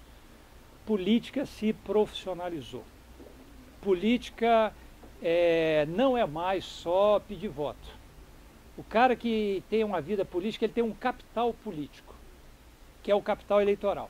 Patrus tinha um capital eleitoral e ao sair de Minas com 525 mil votos, todo mundo fala assim, uau, deputado mais votado do Brasil. Ao entrar na Câmara dos Deputados com 500 e poucos deputados, o que ele vira? Ele vale tanto quanto o que teve 20 mil votos em Tocantins. Se o cara de Tocantins for líder partidário, vale 10 vezes mais que ele. Por quê? O jogo político se dá no arranjo institucional. Então o Patrus é de uma cepa tradicional boa, antiga, que o político é o político quase que por vocação. Onde nós vamos contrapor? Um Patrus e um Miguelzinho, um Miguel Correia. Porque o Miguel Correia é o cara talhado para o novo momento institucionalizado. O Patrus é o cara que tem o carisma, tem a força do pensamento, da filosofia, da transformação, tem como missão a política, no sentido weberiano. Tá? E o Miguel não, o Miguel é o profissional da política. O Miguel faz política todo dia, de manhã à noite. E todos os dias da semana. Então essa mudança, Patrus não, Patrus quer ser cidadão, quer levar o neto na praça. Por exemplo, na campanha tinha uma reclamação assim, Márcio Lacerda é um cara com cunho empresarial, que acordava às 7 horas da manhã, que fazia não sei o quê, gravava não sei o quê, ia até 11 da noite, do dia 7 da manhã. Patrus dizia, não tem idade para isso não, tem que começar às 9, 7 não dá. Por que está errado? Não. É a dimensão do humano que não se entrega à máquina total da política. No caso aqui, o Lacerda não é um político no sentido só técnico. O Lacerda é a expressão de um conjunto da política. Para o Lacerda ganhar, foi necessário que o governador e o senador Aécio desmontassem 3 candidaturas, compusessem no tempo. Então, por exemplo, como que a política se profissionalizou? O tempo de televisão teve uma briga muito grande pelo tempo do PSD, porque eram 2 minutos. 2 minutos para o Patrus significava equilíbrio de igualdade com o tempo do Lacerda. 2 minutos para o Lacerda é uma avenida. você pôr musiquinha, para a campanha ficar mais leve, para você falar de todas as propostas, pôr todos os apoiadores falando. E o outro, a decisão. Eu bato, eu faço proposta, eu apresento apoiador. Quando eu bato, o pessoal, ah, foi bom. Aí bato de novo, ah, está batendo demais. Então é aquele jogo dos indecisos. Então você não tem um tempo suficiente para estabelecer todo o diálogo. Então há um processo de profissionalização da política e dos espaços do marketing, da televisão, que a campanha de rua, de contato, é muito pouco. 30% da população de Belo Horizonte, faltando 30 dias para a eleição, 30%, não tinha visto nenhum programa, não tinha ouvido nenhum programa de rádio. 30% estava à margem da eleição. 30% que vota. Então, se você não atingiu esse 30%, qual que é a mudança? Antigamente, você tinha o que se chamava de militância. Militante que ia à rua, disputava o voto, discutia, e quem trouxe isso para a política, pelos movimentos sociais, foi muito o PT. Nessas últimas campanhas, você tem contratados. Até mesmo os militantes têm que ser contratados. Por quê? Porque eles trabalham. Comer. Não, mais do que comer, eles trabalham. Então você tem que tirar de um trabalho para o outro. O desempregado, que foi contratado para a campanha, portanto, que não tem muita qualificação para o trabalho de convencimento, às vezes entrega o papel, tem que ser treinado, é o cara que recebeu R$1.000 por mês para panfletar. R$1.000. Um salário mínimo e meio. Quem sustenta altas contratações? Como que é possível? Agora, como atingir o público que não vê a televisão, que não escuta o rádio? Então, nesse sentido, a internet, Facebook, Twitter, bombou em poucas faixas. A política não ocupou literalmente esses espaços. Ainda não é uma aldeia global de fato de debate, uma arena pública de relacionamento e debate da política. Então a política ainda tem, nós estamos chegando no final da minha fala, um pouco de desinteresse. Isso é bom, isso é ruim, isso dá trabalho, não quero saber. E eu tenho que votar. Então se eu vou votar, se não vou mudar não, fica que tá dando certo, fica isso aí mesmo. Então nesse sentido o voto tende a ser conservador, conservar o que está. Nesse sentido, talvez o desafio que vai estar para o Márcio Lacerda, vou aproveitar a ponte, não respondi tudo que você queria, mas é difícil também, não só falou outra coisa para ficar claro, o Patrus foi vítima de um processo que eu diria de excesso de ético e republicanismo. Patrus nunca fez, a partir do Ministério, propaganda da ação pessoal dele. Sempre só fez o processo do Ministério. E eu já citei aqui com equipe enxuta, alta eficiência, excelente gestão. E nesse sentido, quem capitalizou o trabalho do Patrus? O Lula. Bolsa Família do Lula, graças ao Fantástico. E o Patrus, que era o gestor, idealizador, o construtor, é o gestor, idealizador, o construtor. Então ele é o técnico, não foi o político. Quando na realidade ele é o político que desenvolveu altamente o sentido técnico, mas não é reconhecido como político, mas como bom técnico. Quem que era o político? O chefe da boiada, né? O coronel Mor Lula, que aí pegou tudo, é Lula. Ah, o cara que dá o dinheiro, é Lula. O cara que deu é Lula. E, corretamente, era o líder da equipe. Então não houve a coisa que é muito comum na política profissional hoje. O cara está no ministério, vamos citar um exemplo tradicional para não falar mal.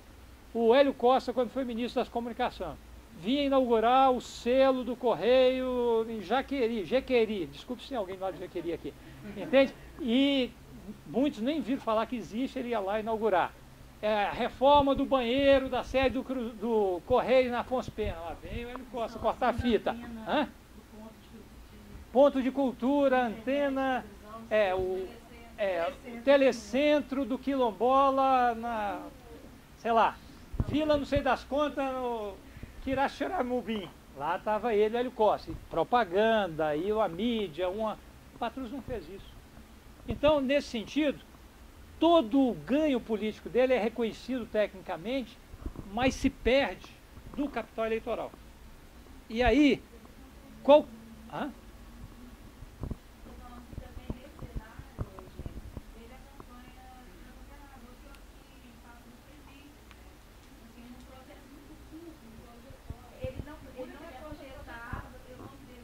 mais do que isso. Foi colado nele o negativo do outro. Então aí ele não só desidratou o capital, como ainda carregou um contrapeso. Tá? Então, nesse sentido, o jogo político hoje tem uma dinâmica própria que, se não for respeitada, você sempre vai ter exceção. Mas a regra é o seguinte: há uma profissionalização da política. E profissionalização, gente, não é negativo no sentido que o cara é um sacripanta, vive daquilo. Porque é o seguinte: como é que você pode ser deputado, visitar 70 cidades, 80 cidades no estado e ser outra coisa? O cara mal dá conta, às vezes, de ser marido, né? de ser esposa, dependendo, tem mulher deputada também. Então, assim, de ser pai.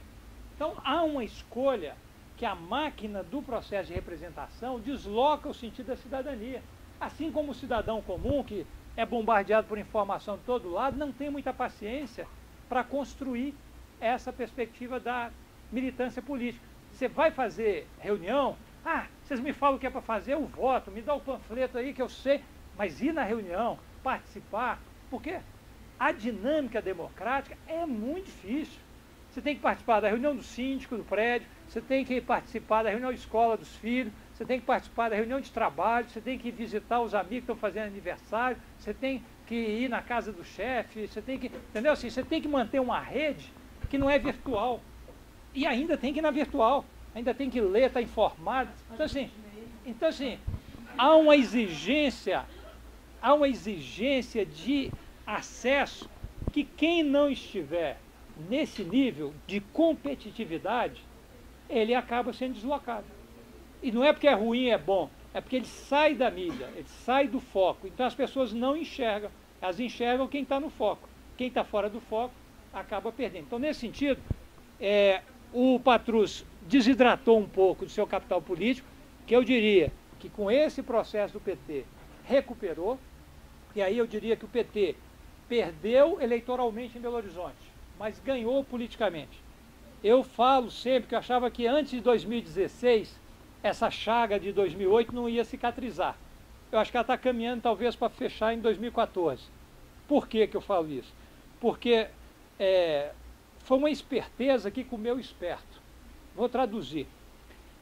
O Pimentel percebeu que no jogo tático estratégico nacional, o Lula compunha com a Aécio para brigar com Alckmin e com Serra, com Fernando Henrique. Porque o Lula estava de olho em São Paulo, mas não tinha como para ganhar São Paulo. Então, vão usar Minas, vão criar intriga na casa do adversário. O Aécio tem um projeto que é sabido por todos, que é o projeto que representa, inclusive, um projeto da tradição mineira, do café com leite, de ser presidente. Olha onde é que nós vamos mexer. Lá no início da República. Mas está no coração de todo mundo. Minas é política. Por que Minas é política? Porque nós somos um estado meridional. Nós temos que conversar com os capixabas e invadir as praias dele. Temos que conversar com os goianos. Temos que conversar com os cariocas. Temos que conversar com os paulistas. Temos que conviver com os baianos. Porque eu sou do Nordeste de Minas, tá? Ali não conversa, vai encostando, vai chegando. Então, assim, é o jeito, fala arrastado, é o calor. Então é o seguinte, nesse conjunto, o mineiro, por situação geográfica, naturalmente é falante, naturalmente articulado. Ele tem que entender o que o carioca fala, entender o que o paulista fala, organizar. Sotaque é diferente. E se vocês percebem, Belo Horizonte é uma cidade sem sotaque, ou com sotaque mediano. Aqui você não tem nem um A, nem o R, nem o estica de cá, nem o X de lá. Por quê? Porque nós temos que conviver com todos. A capital tem que ser de Minas. O Patrus fez a capital de Minas, Belo Horizonte, capital de Minas. Antes aqui era, eu sou de Jequitinhonha, moro em Belo Horizonte. O outro é de Juiz de Fora, moro em Belo Horizonte. Virou todo mundo Belo Horizontino, a capital do século foi uma descoberta. Só que por isso que o Patrus talvez tenha um gancho com a cidade muito forte, porque ele entrou na alma da cidade, mesmo sendo de Bocaiúva. Então é um bocaiuvense que se fez Belo Horizontino. E Belo Horizonte fluiu nesse sentido. Tá? Então isso é um sentido imaginário. O Aécio explora esse sentido imaginário de Minas voltar ao poder. Tancredo lambeu, pôs a mão na taça, mas infelizmente justiça divina tinha outro papel para ele. E o Sarney virou presidente que não pensava. Então assim, nesse jogo, o acaso, no sentido do Maquiavel, se coloca, mas tem que ter fortuna. A fortuna é a capacidade de receber o acaso e organizá-lo. Então, nesse sentido, o Aécio teve um pouquinho de fortuna com o jogo nacional. Caiu para ele mais porque São Paulo diminuiu. Agora, ele vai ter que ter virtude, no sentido maquiaveliano também, de construir o caminho e articular os arranjos dentro desse novo cenário para avançar. Senão, ele só tem o potencial. Vou citar o Beto Richa. Potencial de ser a nova liderança. Aí, migrou. Aí, ficou mais difícil. Então, vamos fechar aqui. O Márcio Lacerda. Márcio Lacerda pode ser um potencial candidato ao governo do Estado. Pode ser o candidato para representar o grupo do PSDB, junto com a sinalização para o PSB nacional de Eduardo Campos, desde que se faça aliança com a Aécio para a presidência da República. Então, nós não estamos discutindo a prefeitura de Belo Horizonte, nós estamos discutindo o protagonismo político onde as prefeituras podem representar forças de poder e arranjos políticos mais amplos. Então, ele não é só ele não é só um técnico, ele é uma peça de um xadrez político que pode ser jogado para todas as possibilidades. E se o projeto Aécio não vingar, ele pode voltar para o leito do PSB, para o colo da Dilma. Mas aí nós vamos ver isso nos próximos cenários, eu vou falar na frente. Fernando Pimentel percebeu a chance, se o Lula está levando o Aécio no colo, se o Lula diz que é primo do Aécio, é quase irmão, então eu vou ser logo da casa, e mergulho dentro, entrego logo a prefeitura, organizo e eles me elegem senador. E eu sou do grupo, vamos fazer um novo grupo em Minas, de um pacto suprapartidário, supra-ideológico, que vai construir um novo do novo. Só que na hora que bate o novo do novo, por trás tem um poder. Quem é que manda? Para onde que vai? Qual escolha eu vou fazer? Aí nós podemos voltar lá.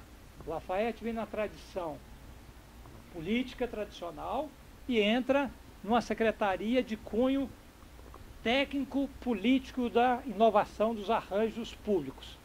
Não dá certo. Então, quando o Pimentel se joga para ser, primeiro ele teve que brigar com o PT. Vocês viram que foi a disputa toda por um voto no diretório estadual para ser. Então já deixou o partido dividido. Apostou e foi. Ele arranhou a taça. Ele teve por 4% de votos em Minas toda, ele era senador. Até os 15 dias últimos da eleição do Senado, ele ia ganhar.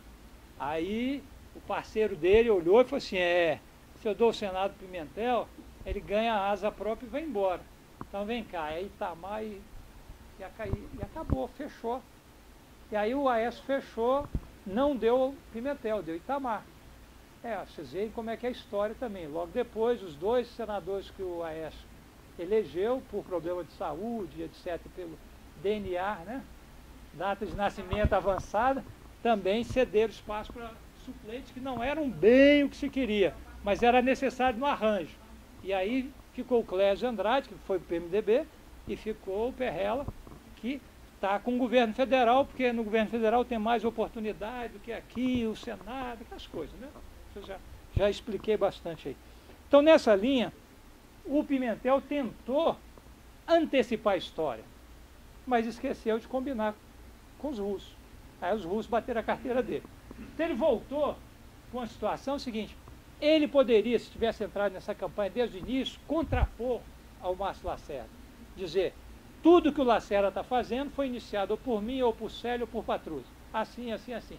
Mas isso aí significava dizer, eu errei e, portanto, vote no Patrus que eu era contra, agora estou a favor. Ele tem que gerenciar também o seu capital político, a sua imagem. Então tem. Mas pode ser o candidato ao governo do Estado. Por quê? É o único ministro em Minas do PT e a Dilma vai ter que ter um palanque forte se o Aécio for candidato à presidência da República. Isso aí nós vamos falar no próximo capítulo.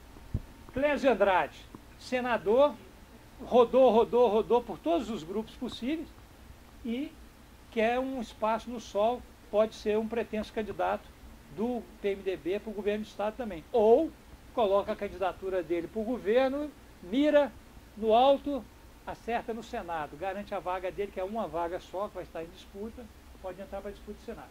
Alberto Pinto Coelho, deputado, presidente da Assembleia, vice-governador, pode ser um nome, pela escala, para ser o candidato do grupo Aécio Anastasia para o governo do Estado. Mas aí vai ter a oposição do Diniz Pinheiro, que é um candidato hoje, presidente da Assembleia, super popular, de tradição popular, que tropeça nas mesas finas, entende, do grupo que tem um refinado tradicional de Minas, das famílias e tal. Então, assim, é a entrada popular, a base popular entrando no reino das classes médias e da elite já consolidada. Quer dizer, então, é um nome que pode vir, mas não é um nome palatável de primeira ordem. Então, depende para ver. E temos outras possibilidades de arranjo no Estado, mas é o seguinte, não tem um candidato natural à sucessão da Anastasia. Nem um técnico, nem um político tradicional.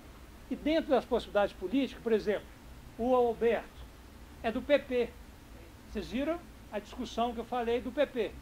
Então, ele tem os grupos de relacionamento. Podiam pensar aqui, Rodrigo de Castro, filho do Danilo de Castro, é jovem, é uma promessa, mas tem que somar a base aceitar. E para a base aceitar tem que ter possibilidade de arranjos, de trocas, de acomodação. Outra possibilidade, um candidato jovem de Belo Horizonte, deputado, não tem. Então você tem muitas e poucas. Vai depender da construção. Nesse sentido, o Márcio Lacerda, que até então, você lembra aquele poema do Drummond? Fulano que gostava de fulano, tal, que casou com fulano. Então assim, ele entra no final da ciranda e pode ser um nome, porque já foi prefeito de Belo Horizonte, vitorioso em Belo Horizonte contra o PP e é do PSB. Então cancela todos os outros do próprio partido, Marcos Pestana, poderia ser outra opção, e entra um nome que não é do partido, mas que acomoda. É um nome que tem uma lógica política que impede a briga, portanto, acomoda. Sendo assim, é uma possibilidade. Então ele sairia da base do governo, Lula, Dilma, e passaria para um outro grupo de oposição. Numa possibilidade de migração do PSB para isso. Eu acho que eu até falei muito, né? Mas vou tentar diminuir. Então, quais os cenários de 2014 que são importantes ser notados? Pode ser o mais tradicional. Dilma versus Aécio. A Dilma com todos os seus aliados tradicionais, exceto em Minas, que vai variar, e o Aécio com a trinca que hoje é a sustentação da oposição de fato. PSDB, DEM, PPS. Cito Marina. Teve um bom desempenho individual, mas corre o risco de fazer igual o Patrus. Muito voto, desidrata o voto e depois os outros levam o voto dela porque ela não consegue ter um arranjo institucional. A profissionalização. Candidato sem partido é barco à deriva. Pode ser muito bom, mas não tem rumo. Então, hoje o jogo está muito trabalhando nessa questão da institucionalização que eu vim falando. Cenário 2, Dilma com núcleo principal PT, PSDB, PT, PMDB, com Michel Temer de vice, conservação, sem mudança, o que está dando certo continua, que eu vim falando o tempo todo, fica lá. E uma mudança que seria Aécio do PSDB com o vice do PSB, Eduardo Campos. Um arranjo explosivo, porque você tem que pegar duas personalidades jovens, duas forças políticas promissoras e disciplinar um com o outro. O Aécio tem Minas, mas o Eduardo Campos pode ter o Nordeste. E cabe uma pergunta, o Nordeste do Eduardo Campos, o voto é do Eduardo Campos ou é o voto lulista? Que é um outro fenômeno que vem na política, que ultrapassa os partidos, mas que tem um capital político eleitoral significativo. Então, também é uma possibilidade, mas temos que ver. Terceira possibilidade, Dilma e o núcleo duro aí, que foi essa semana, inclusive, num jantar consolidado. Por que foi consolidado? O Eduardo Campos viu a chance de ter voo próprio. O PMDB, que é um partido da sobrevivência permanente, o que fez? Tem um colinho aí, Dilma? Saiu o Eduardo Campos, pulo eu, deito no seu colo. Somos Dilma desde criancinha. E unifica o partido. Então passa a ter primazia. Vocês lembram lá atrás que eu mostrei o tanto de vereadores, o tanto de prefeitura, portanto, tem capilaridade. Somado, o PT teve 17 milhões de votos, o PMDB 16 milhões de votos, já tem uma arrancada de 35 milhões de votos. É muito voto. É muita estrutura, tá? Então vamos lá. E aí Eduardo Campos como candidato e o Aécio, num rigor de completa desprendimento, aceita ser o vice. Entendeu? Então, vocês já sabem, então não preciso explicar, não preciso falar tanto, certo? Então, são cenários. Depende, política sempre é o seguinte, o que eu faço, o que eu posso ganhar, o que eu posso perder, qual que é a melhor posição. Então, quem sabe também tem futuro. Mas os dois são jovens, podem ainda participar de 2, 3 eleições e tem capital eleitoral e tem tradição e tem possibilidade, tem arranjo partidário, certo? Então vamos para o cenário 4. Esse aqui é uma beleza. Esse aqui é ciência política pura. O que é esse? Dilma com núcleo forte, Aécio, PSDB, DEM, PPS, Eduardo Campos com PSB e outros aliados prováveis que ele pode arrastar, Marina em algum partido, Marcelo Freixo, que saiu lá no Rio de Janeiro com uma votação importante, com o PSOL, articulando o PSOL pela esquerda, certo? E pode ter aí um cacareco daqueles que sempre tem uma sigla daquela que pode aparecer, tá? Mas que não é importante no sentido da configuração. O que significa isso? Significa um acordo tático de eleição em 2 turnos. Dificilmente essa eleição se decide no primeiro turno. Digamos que, pelas possibilidades mais concretas, conservação, a Dilma vai para o segundo turno. Com quem? Todos contra ela, recomposição diferenciada, rearranjo. O que se quer? Alcançar o poder dentro de uma linha que o poder vem se estabilizando e conservando, ou abre tudo. Tem que combinar com o povo, né? Então esse tal de povo é meio complicado. Como? Eduardo Paes, no Rio. Eduardo Paes é um jovem emergente que se acomodou onde era possível sobreviver. E vai ficar no Rio e está acima dos partidos, ele é governador de todo o Rio, e vai ter Olimpíada, ele vai ter Copa do Mundo, e daqui a 8 anos ele ainda está bastante jovem, talvez com musculatura para virar governador do Rio e ascender, ou virar senador e ascender. Já que você falou do Rio, um exemplo clássico. Para acomodar o Paes e o Cabral, tiveram que deixar o Lindenberg ser senador e tirar o Lindenberg da disputa. Lindenberg atualmente, todo mundo sabe o que eu estou falando, senador pelo Rio de Janeiro, foi do PCdoB, foi do PSTU, passou pelo PT, não sei se passou pelo PSOL e chegou ao PT, no local que ele tinha arranjo político, ou seja, ele percebeu que sozinho ele era bom, mas insuficiente para se configurar. E hoje ele está dizendo o seguinte, ele quer ser candidato ao governo do Estado. É justo, até pelos acordos que foram feitos. Só que o PMDB, o Sérgio Cabral, sabendo da importância que o PMDB vai ter com a Dilma, não vai entregar a peteca. Está querendo fazer o Pezão, um vice-governador, que é do PMDB, o governador. O que ameaça o nosso senador? Transferir-se para o PSB e ser candidato pelo PSB. Então, não há necessariamente um jogo ideológico partidário. Há perspectivas de carreira. O Lindenberg pode entrar junto com esses jovens todos que eu citei aqui, gente que pensa 20 anos. Eu, ultimamente, penso como é que eu vou aposentar e o que eu vou fazer na melhor idade daqui a pouco, entendeu? Estou fazendo, inclusive, vestibular para Direito, porque eu acho que eu vou morar no interior e Direito serve para qualquer coisa. Então, lá eu vou arranjar coisa para fazer. Então, assim, serve, encaixa em qualquer canto. Então, assim, é uma forma pragmática para ter a vida que eu desejo. Então, nesse sentido, aqui eles também querem desejar, eles têm projeto, e o projeto deles é deles, depois do partido. Por exemplo, o PT vai encontrar uma disputa ano que vem da eleição interna do partido, que é feita de forma direta, diferente dos outros partidos. E, nessa eleição direta, quem for o presidente do partido vai ter um papel destacado na discussão de 2014 e 2016. Por exemplo, o Patrus. Se alguém falar para mim, o Patrus tem que ser candidato ao governo do Estado, eu acho que está errado. Tem que ser o Pimentel. E o Patrus tem que sair, talvez, para deputado federal, manter o capital político que ele teve e disputar 2016. Por quê? Se o Lacerda sair para o governo do Estado, fica o Délio Malheiros. Délio Malheiros não vai ter estrutura para aguentar Belo Horizonte e, em 2016, com certeza, com oposição organizada, tem chance de ganhar. Então, assim, o cenário, você olha 20 anos para frente e vem chegando. olha o seu objetivo pessoal, olha o objetivo partidário, olha o arranjo político. Então, assim, não é mais assim, eu vou ser candidato. Oba, acabou. Agora é coisa de profissional. Assim como no mercado de trabalho, cada vez mais se tem especialização, tá? Então, isso é um quadro. Passa um próximo. Outros fatores que eu vou passar, tá? Desculpa. Todos os cenários que o senhor coloca, eu coloco com a Dilma. O senhor descarta a possibilidade do Lula ser candidato a presidente? Num cenário de terra arrasada, ele pode voltar. Só que, aí eu vou fazer uma digressão pessoal aqui.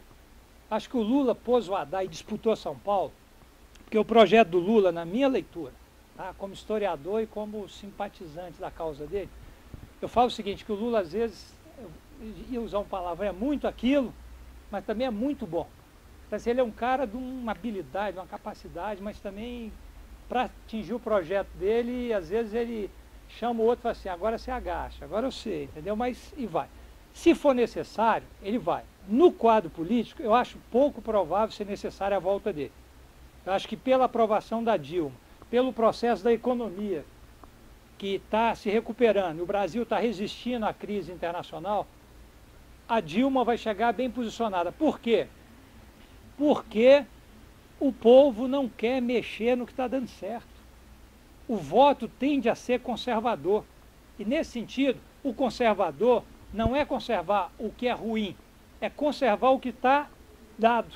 E ela está dada como presidente, ela está com boa aprovação, ela tem um arranjo político, ela tem os 2 maiores partidos do Brasil, ela tem capilaridade, tem a máquina do governo na mão. Então, assim, e tem uma questão que o PSDB vai encontrar uma grande dificuldade, que é a disputa de São Paulo. E é aí que eu falo o seguinte, Lula está tentando, na minha leitura, isso é absolutamente da minha cabeça, mas outros pensadores também concordam. Ele está tentando refazer o projeto do Getúlio Vargas. Getúlio Vargas, que na nossa história é tido como um sanguinário, um pelego, um ditador, foi o cara que tentou trazer o Brasil para o capitalismo. Foi o cara que tentou transformar as bases da economia e da estrutura social, criando política pública, CLT. Não estou fazendo a defesa do Getúlio, mas estou mostrando o sentido do trabalho dele, de racionalidade, que ele tentou. Onde ele esbarrou? Em São Paulo. A elite de São Paulo, particularmente a elite paulistana, não consegue conviver com o Brasil. O Brasil é depois. São Paulo primeiro, depois o Brasil. Não é à toa que a cidade de São Paulo é o 3º maior orçamento do Brasil. É uma loucura. Maior que muitos estados. Então, nesse sentido, a disputa que o Lula quer travar é ganhar São Paulo. Ele vai fazer o que o Getúlio não deu conta. Getúlio enfrentou 1930, disputou na bala 32 com os paulistas, cedeu aos paulistas, e os paulistas nunca se incorporaram ao Brasil. São os bandeirantes e continuam achando, eu falo, minha mulher é paulista, eu brinco com ela, fala que são os romanos. Os romanos sempre estão prontos para a guerra e sempre querem dominar o mundo. Não tem jeito, é PIN que serve, entendeu? E os paulistas são exatamente isso, querem dominar o Brasil para daí dominar o mundo. E a hegemonia paulista, até mesmo com o PT, não estou falando de hegemonia paulista com o PSDB, mas é porque o centro do Brasil é pensado em São Paulo. A política macro brasileira é pensada a partir de São Paulo, do capital. E o governo Lula e o governo Dilma contribuíram para uma horizontalização do Brasil. As indústrias petroquímicas, que antes era só São Paulo e Rio, foram para o Nordeste, foram para o Sul. Outros investimentos, a expansão da fronteira agrícola. Então, o Brasil também se horizontalizou. Por isso que é possível ter políticas e arranjos nacionais com impacto local. Então, nesse sentido, ela é a expressão dessa continuidade. E o Lula tem uma forte batalha a travar em São Paulo. Eu acho assim, agora aí é achismo meu, tá? Se for o caso, depois vocês até apagam. Que é o seguinte, Lula, quando teve o câncer, pensou, eu cheguei tão perto e vou perder tudo. Porque se eu não ganhar São Paulo, eu não ganhei. Sabe por que ele precisa ganhar São Paulo? Porque quando ele virou presidente, ele achou que ele era elite. Estava perdoado. O presidente é o homem mais importante do país. Quando se aproximou na questão do mensalão, voltou. nordestino, cabeça chata, sem dedo, analfabeto. Você pode fazer tudo o que você fez, mas continua sendo nordestino, cabeça chata, peão. Então o Lula quer ganhar o último bastião da resistência conservadora no Brasil. Não conservadora no sentido da manutenção, mas no sentido de colocar o Brasil em outro patamar, da virada de página, da racionalidade. E aí, eu sou fundador do PT, milito desde os 15 anos de idade. Tudo que eu fiz era para ter um país mais igual, para ter uma transformação. E eu achava que era socialista, que acreditava nos valores socialistas. Hoje eu vejo o seguinte, tudo que eu trabalhei foi para implementar o capitalismo no Brasil. Um capitalismo com outra perspectiva mais humana, que pode no máximo aproximar da social-democracia. E o grande artífice disso é o Lula. Porque a transformação que ele fez ao incorporar coisas que o Keynes já respondeu lá no século, 3 séculos atrás, 2 séculos atrás, que é a questão do mercado interno e da incorporação. Coisa absolutamente capitalista ainda é coisa repudiada pelas elites paulistanas, que resistiram ao processo, desde lá da cafeicultura, desde a mineração. Então, assim, é o Brasil se acertando com o Brasil. E o Lula, nesse sentido, uma visão messiânica, quer fazer essa virada. Então, nesse sentido, eu acredito que ele não vai se colocar no projeto de voltar à presidência. Se ele depois ganhar São Paulo, o que ele vai fazer, também não sei. Mas, assim, ele atingiu uma meta de transformação real do Brasil. Transformação, integração com a América Latina, integração no mundo, desenvolvimento econômico, acabou com a classe E, incorporou as classes D e C, desenvolveu a potencialidade econômica. Então, assim, falta esse grande avanço. E o que pode, a partir do governo federal, dizer que é possível? Por exemplo, esses 2 grandes eventos, Copa e Olimpíada, que vão bombar o Brasil no sentido figurativo e também econômico. O pré-sal, que põe possibilidade de dinheiro novo, e vai votar essa semana lá na Câmara, a distribuição, e aí tem que quebrar os arranjos locais, porque o dinheiro do subsolo tem que ser para todos, a ideia de nação e não a ideia, por exemplo, o município igual Campos dos Goytacazes, ganha royalties adoidado, não investe na infraestrutura, tem favelização no lugar que poderia ser gasto. Por quê? Pensa-se em arranjos dos grupos políticos. Então, é uma disputa de um Brasil ainda atrasado com um Brasil novo que pode surgir a partir daí. Então, acho que esse projeto dele vai estar aí. Voltando aqui, ação penal, STF, mensalão. O que foi isso? Vocês vão olhar na mídia, quem for atacado vai dizer que é a ação penal 470 do STF. Quem for contrário vai dizer o mensalão, né? E, no fundo, vocês viram que o impacto disso nas eleições foi muito baixo. Por quê? Porque a população vê o seguinte, está acontecendo o processo de julgamento, vai ser julgado, isso vai passar, foi um fato, aconteceu, teve caixa 2, teve desvio, teve, mas vai ser julgado e vai ser incorporado. Ou seja, não existe mais picos, isso é revolução, isso vai estar, essa visão mais moralista, ela está na mídia, ela está no judiciário. E as elites impulsionam a partir desses 2 pontos de apoio para tentar ganhar a sociedade. A grande massa da população está dizendo o seguinte, onde a minha vida vai ou não vai, onde eu me ajeito, onde eu organizo, onde eu avanço. Avançou a escolaridade, tem a opção de entrar na universidade, tem emprego, tem alimentação, eu vou ficar pelo cunho moral? Política não é moral, não é moralidade. O PT, quando se formou dentro de um viés moralista. E depois teve que se modificar quando chegou ao poder, porque o arranjo de poder é diferente da disputa do discurso, da prática. É o processo que eu falei do PSTU e do PSOL.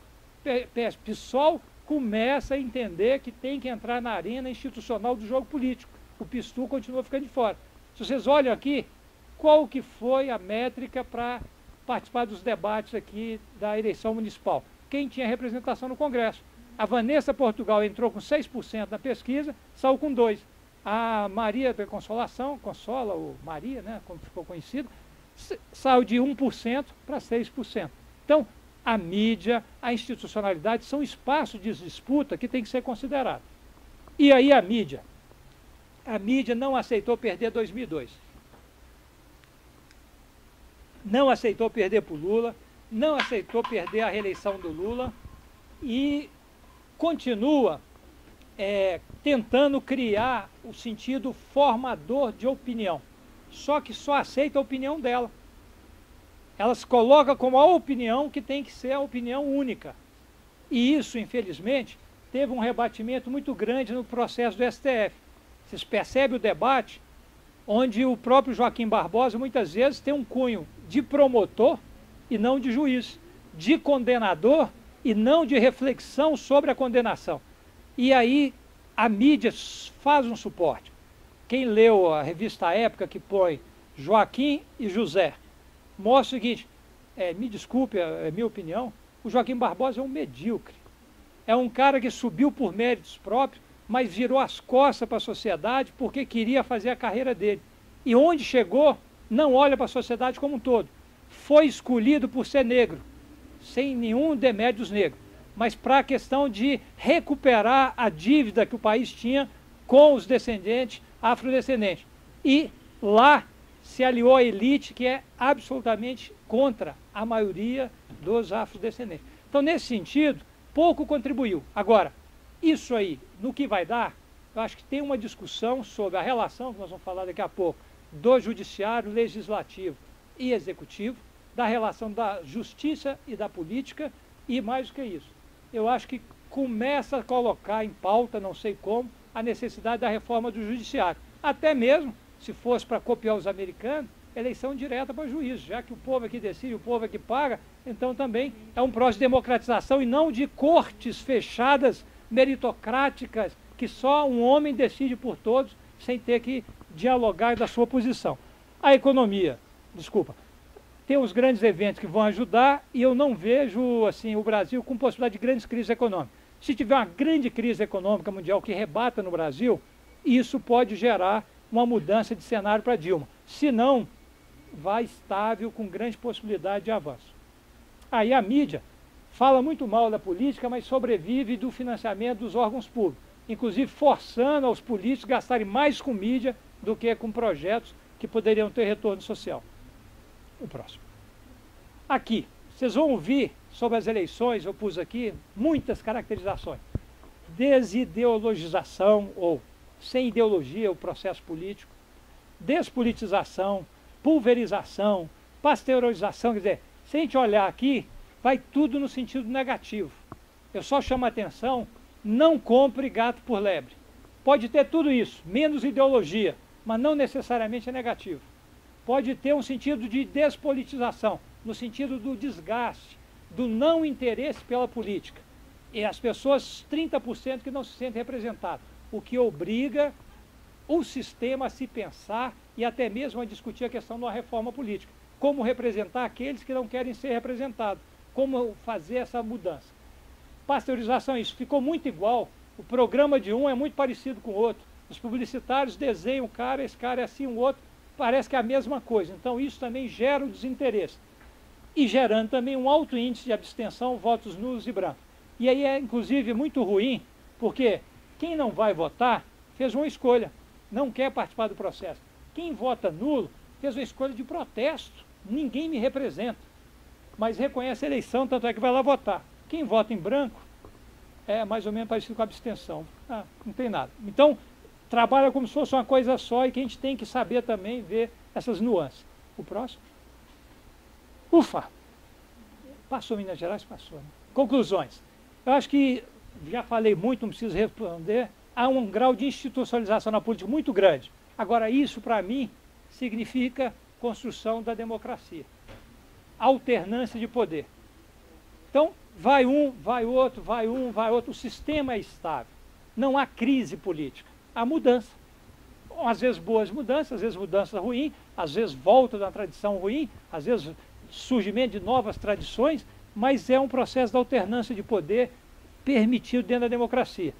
Tem alguém que citam sempre, fala assim, que democracia é muito ruim, mas eu não conheço nenhum outro sistema que seja melhor.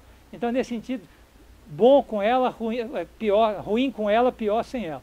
Então, nesse sentido, há essa busca, por isso que eu tenho medo do discurso moralista da mídia e do setor judiciário, que daqui a pouco os juízes vão determinar o que é bom, o que é ruim para a política, e desconhecer o povo.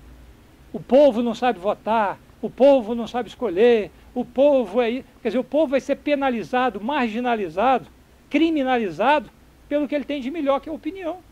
Eu posso concordar ou não discordar, mas na democracia comportam opiniões diferentes. Agora, saber vivenciá-las, saber construir os arranjos, essa é a mágica da construção, de preferência até a construção do consenso. Reforma política se faz urgente.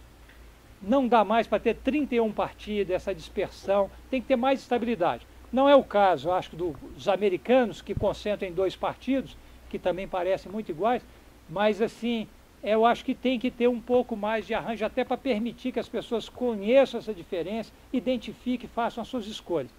Disputas de projetos, disputa de poder, reflexo das políticas públicas. Eu vou, para resumir, falar o caso de São Paulo na segurança pública.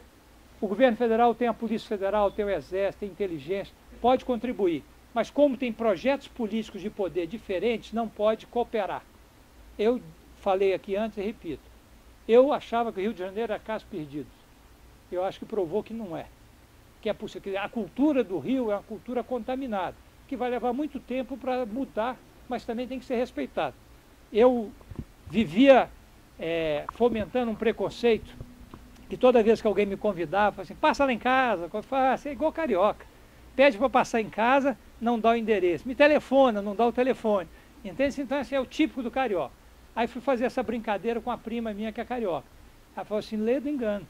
Quem convive no Rio, e o espaço da praia, um espaço bastante democrático, sabe quem que ele está falando. Está todo dia ali, está de sunga e não tem nada, a não ser o corpo e a pessoa e a conversa para se expor. Não está por trás de nenhuma vestimenta que denota o espaço social. É ali. Então, quando ele fala, passa lá em casa, é porque ele sabe com quem ele está falando, que sabe onde é que é a casa dele, me telefona, porque tem um contato, vínculo. Então, não é o sentido da negativa, é o sentido da proximidade. Aí eu passei a, continuo brincando com os carioca, mas passei a respeitar que é uma outra forma de entendimento, é uma outra cultura. Eu, como mineiro, tenho a mais formalidade. Me entendo melhor com os paulistas, que são mais formais ainda, do que com os carioca, que são muito informais. Então, às vezes fica meio assim, aquela tensão. Só que na tensão deles, é igual o processo, por exemplo, quem vive no deserto sabe o que pode, o que não pode, o que... Alguém aqui, se vocês não leram, leiam Tuareg, que é um livro maravilhoso, que mostra essa coisa da percepção no ambiente hostil e como a pessoa tem capacidade de linkar e fazer. Quem não mora ali acha tudo vazio, acha tudo sem sentido. Então, quando a gente olha para aquela informalidade, é tudo bagunça, mas uma bagunça organizada dentro dos seus conceitos. É uma desordem na ordem, ou é uma ordem na desordem. E é o jeito deles. A gente tem que respeitar e saber conviver, e não tentar impor o nosso jeito a eles. Então, acho que esse é um processo que está colocado nessas... Tem que ter cooperação entre os 3 níveis. Tem que ter cooperação do governo federal, governo estadual, governo municipal, os arranjos com a sociedade. E não adianta querer pegar uma pessoa que tem um perfil, pôr ali, e ela achar que ela vai mandar e fazer do jeito dela. Gente, democracia dá trabalho. Discussão, escutar, ouvir. Às vezes a gente não está aberto para ouvir, a gente só quer falar, às vezes a gente só quer impor a nossa posição e não... O cara fala, você não escuta, você ouve, mas não escuta, não absorve. Então esse é um processo de construção que é o processo da democratização do Brasil pós-ditadura, que está em pleno vigor, com a expansão da base econômica, com a expansão da educação. Vou pegar um exemplo, já que eu falei de educação e fiz Enem esse final de semana. O Enem foi criticado, vai acabar, tem isso. A Veja fez uma coisa essa semana que eu acho de má fé. Estimulou quem participou do Enem a fotografar e publicar no Facebook o gabarito e a prova. Isso é crime. Como é que um órgão de comunicação estimula a juventude a praticar um crime? Então, nesse sentido, é irresponsável. Eu poderia fazer aqui uma inferência que ela está fazendo isso para tentar criar um problema para inviabilizar o Enem. Seria o uso da disputa pelo poder atrapalhando os projetos. É um órgão da imprensa querendo interferir numa política pública que está dando certo, independente das críticas que possam ser feitas, no campo da crítica e não no campo do enfrentamento. E aí o seguinte, as escolas formavam até a década de 70 via a cultura francesa europeia de pensar, produzir, aí veio a cultura americana, os acordos MEC-USAID, é só objetivo, é só risquinha, é só decoreba. Os vestibulares, todo aquele processo as escolas particulares ampliaram, etc. Voltou a questão da escola pública. Quem quiser disputar em pé de igualdade, volta para a escola pública. A classe média tem que voltar para a escola pública ter sentido. Senão vai ser excludente. Vai ficar os pobres e os outros. E alguns colégios aqui estão fazendo campanha contra o Enem, dizendo que esse negócio de cota, mas a universidade, que é o desejo maior de universalização de educação, vai ter que levar em consideração. Então o público voltou a ser centro da política pública. Isso vai ter reflexo daqui a 10, 20 anos positivo. As pessoas vão conviver, as pessoas vão viver. Vou citar o exemplo maior de preconceito. Melhorou a economia. Os pobres vão para o aeroporto. O que diz a classe média? Pô, perdi meu privilégio, tem que pegar fila, gente mal cheirosa do meu lado, o cara não sabe nem comer, o cara não sabe jogar não sei o quê, o cara... É a mesma coisa que achar que o Tiririca e o Romário não têm capacidade de ser deputado. E a história está mostrando. Agora, muitos não vão ver a história, vão ver só o preconceito publicado na mídia. É essa a reflexão que tem que ser feita. E aí isso vai refletir claramente nas políticas públicas. Tem que ter política em lei. Tem que ter SUAS, tem que ter SUS, tem que ter uma normatização.